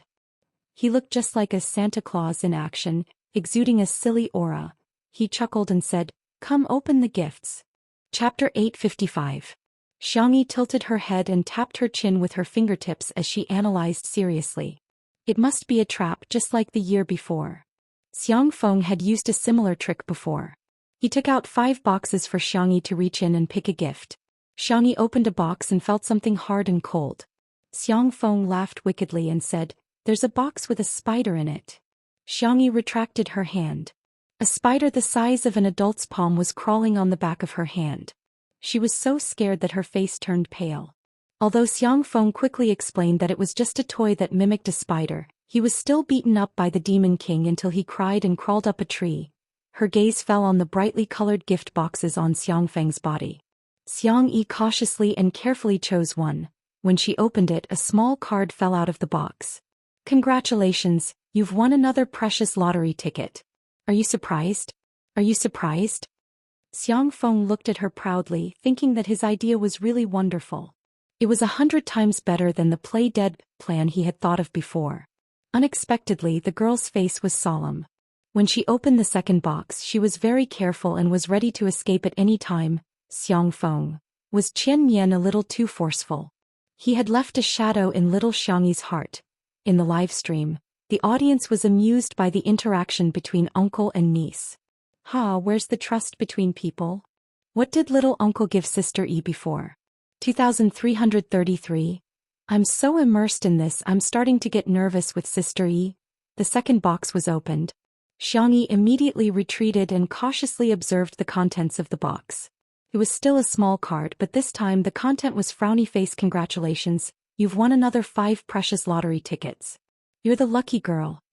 Xiangfeng. Wow. 5 more draws. Little Xianxia is so lucky. Xiangfeng. Was it an illusion? Why did it feel like his little niece didn't really want to draw? Shui chuckled. "Excuse me, can a family member draw on your behalf?" Xiangfeng glared at him. "What kind of family member are you?" Xianxia smiled. Sure, you can draw for me." The man's bony hands slowly opened the gift boxes. +2 lottery tickets. +1 lottery ticket. -3 lottery tickets. Xianxia? Why is there a reduction? It won't be a negative number in the end? Audience. You're giving a gift. Xiangfeng. In your eyes, am I such a scam? Am I not the most reliable uncle in the world? Xianxia didn't say anything, but her eyes said one thing. Doubt. Xiangfeng. He was the one who brought shame upon himself. Shui moved quickly, and it didn't take long for him to open all the gift boxes on Xiangfeng's body. They were all small cards. 1 + 5 + 3 + 2 + 1 - 3. Shui glanced at them and got the answer. 21. That's fast. Xiangfeng complained in a low voice. He cleared his throat and said, "Congratulations, little Xianxia. You've won a total of 21 lottery tickets. Each ticket can be exchanged for a gift. 21 years old. Corresponding to 21 gifts." Xianxia was stunned. So she had misunderstood her uncle. Xiangfeng said mysteriously, "I didn't put a spider this time, I put a little frog. I caught it with my own hands." Shui. Audience. Xianxia was so moved that she held back her tears. Chapter 856. Spiders and frogs happened to be the 2 creatures that Xianxia was most afraid of. Xiangfeng, who had watched her grow up, knew this very well. The program crew looked at each other and came to a conclusion. Sure enough, there was a reason for everyone's love and bullying. The livestream viewers couldn't help but laugh. Oh, Xiangfeng, what kind of boss are you? Little frog. Xiangfeng. Lonely. Does it sound good? Smile. Case solved. Little uncle's bullying status is well deserved. No one can shake him. Even though her little uncle was indeed a little unreliable, Xianxia still hugged Xiangfeng. "Little uncle, you're so nice." Xiangfeng said matter-of-factly, "Of course you're good to our little Xianxia. Our little rabbit is worth it." Xiangyi's little face dimpled as her heart warmed. At this moment, Xiangfeng changed the topic. "We've already used spiders and little frogs. What surprise should we prepare for next year? Blizzards? Snakes?" Little uncle's bad taste was really, Xianxia sighed helplessly. Forget it. What else can my little uncle do?" As long as he was happy. The three of them walked towards the living room. Xiang Feng was still showing off his excellent idea, skipping along as he walked when he suddenly heard his little niece whispering to Shui. Except for the little frog, I'll give you half of my gift later. The man chuckled. Thank you, Sister E. Xiang Feng? Why did she dislike his little frog? He was the one who kissed it by the pond. Hand. Grab. Hand. The livestream viewers cheered. Yes, yes, yes. What was this? This was a sugar duck. In the living room. Everyone was changing their shoes at the entrance. Xiangyi naturally had her own exclusive bunny ear slippers. Xiang Feng and the other crew members were wearing ordinary gray slippers, but they were all new. As for Shui, she had a pair of disposable slippers. The kind that the hotel gave away for free. Shui didn't mind and calmly changed into them. Xiang Feng elbowed him and gloated, "It's your first time visiting, so it's inevitable that you'll feel wronged." Shui smiled. "Why would I feel wronged? I'm happy that Tutu brought me home." The moment he opened his mouth, the old dragon's well had a strong taste. Xiang Feng, humph. Glib tongue. A cold sneer came from the kitchen. She looked in the direction of the voice to see that Xiang Yin was standing at the entrance of the kitchen with glutinous rice noodles in his hands. Xiangyi's eyes curved with a smile. "Grandpa, are you making red bean cake? I'll do it for you." Xiang Yin glared at him and barked, "Go away, what are you doing?" A new fan in the livestream did not understand the situation and typed on the public screen. "Is Sister E and Grandpa not on good terms? Grandpa is so fierce. I'm almost crying through the screen." In the next second, Xiang Yin said loudly, "We don't have the rule of making girls work." New fans.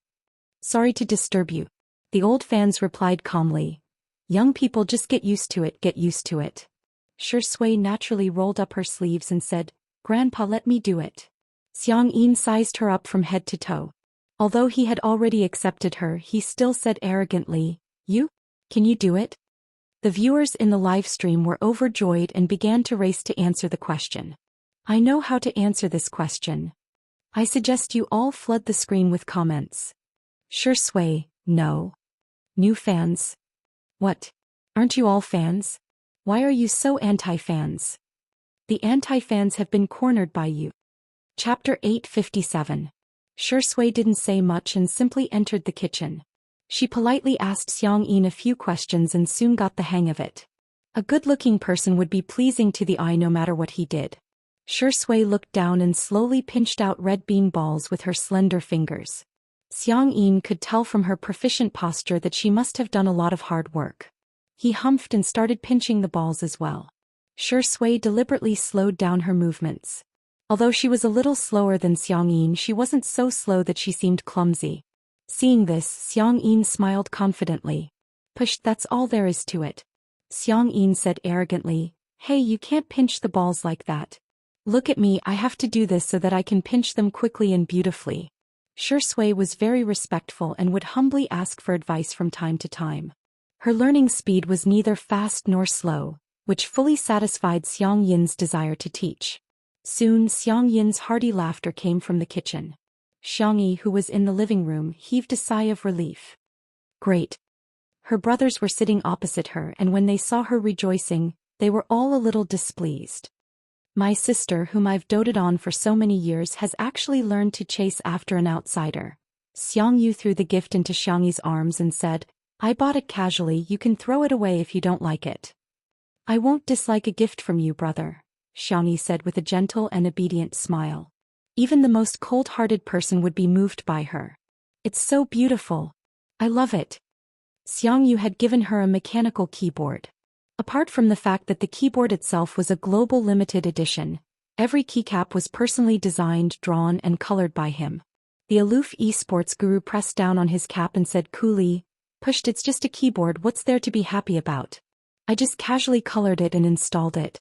I didn't expect you to like it so much."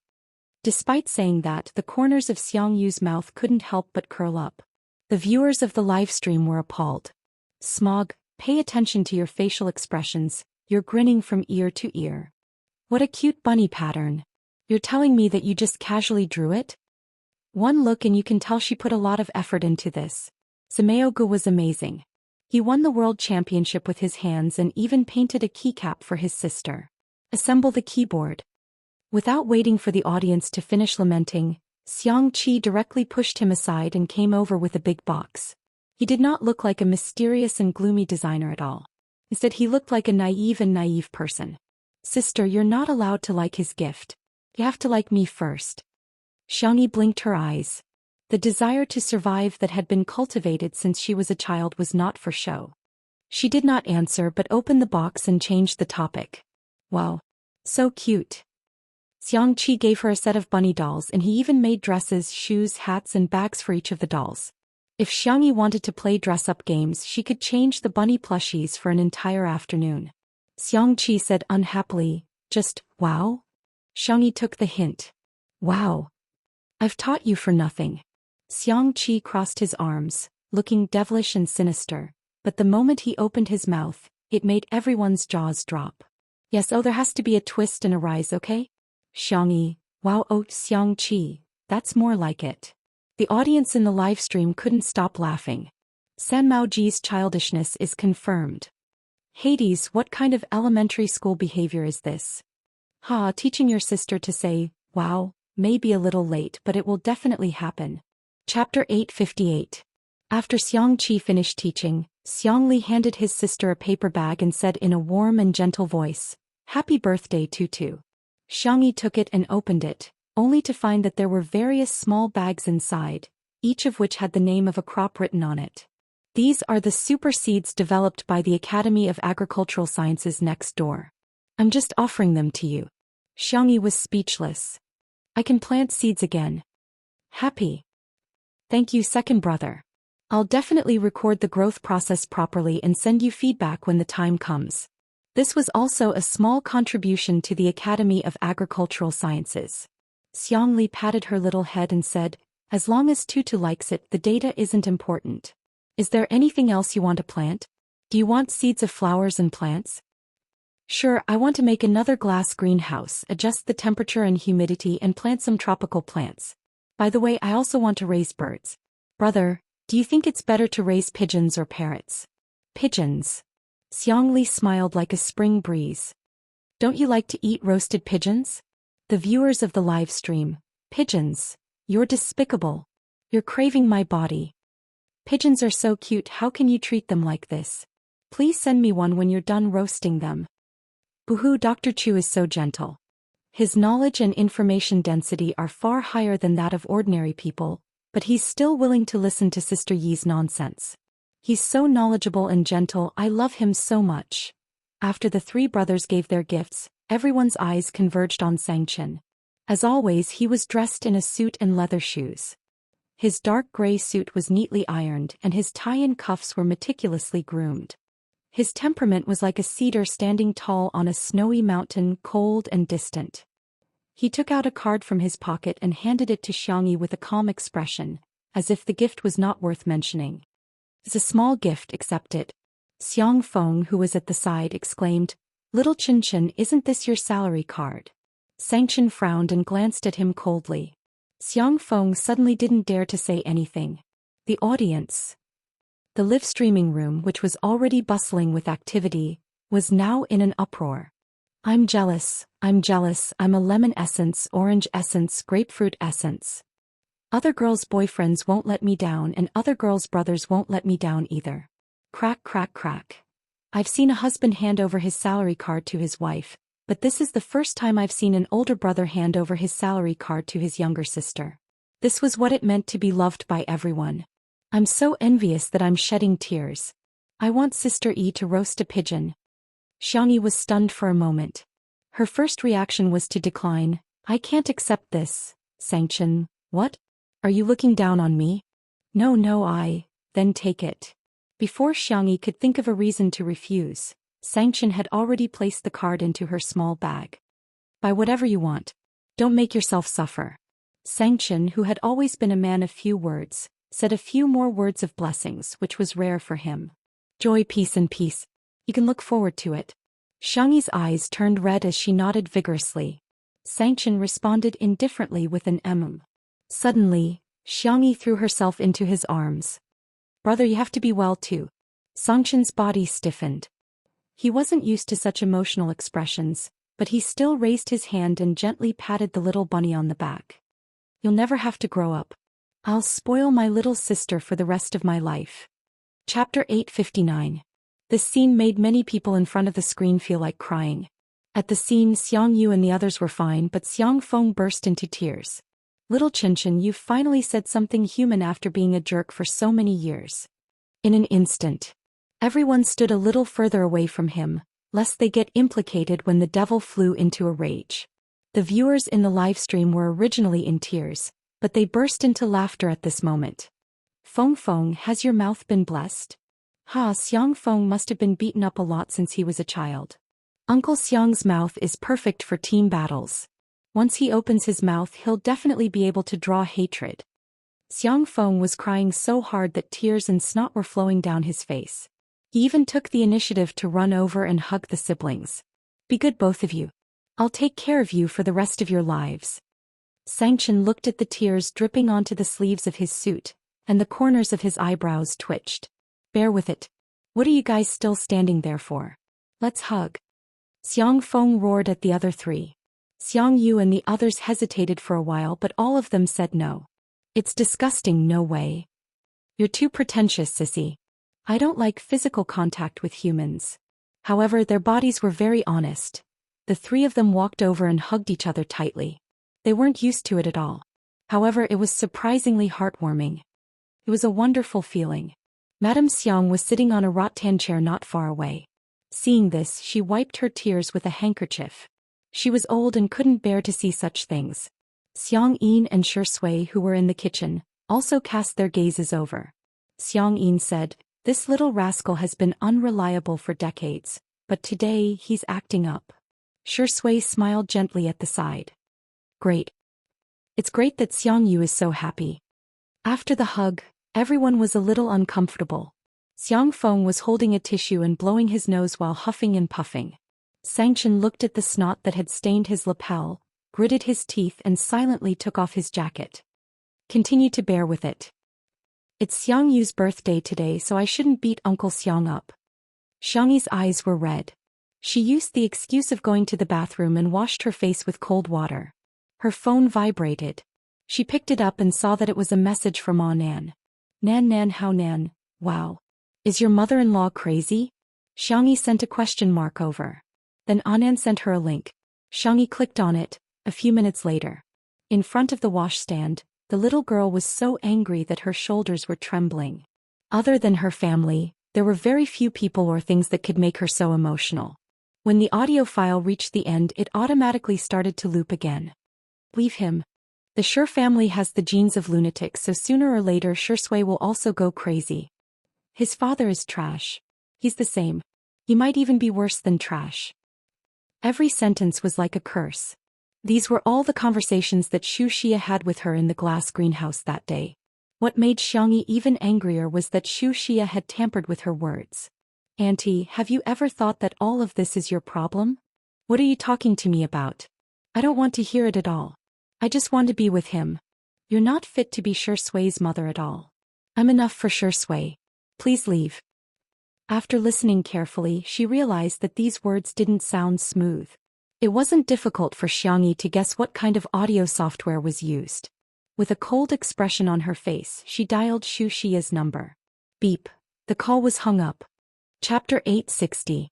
Xiangyi bit her lower lip. She couldn't figure out why Zhou Xian would slander her own son. The person who hurt her was Father Shi. What was the point of venting her anger on Shi Sui? Xiangyi took a deep breath.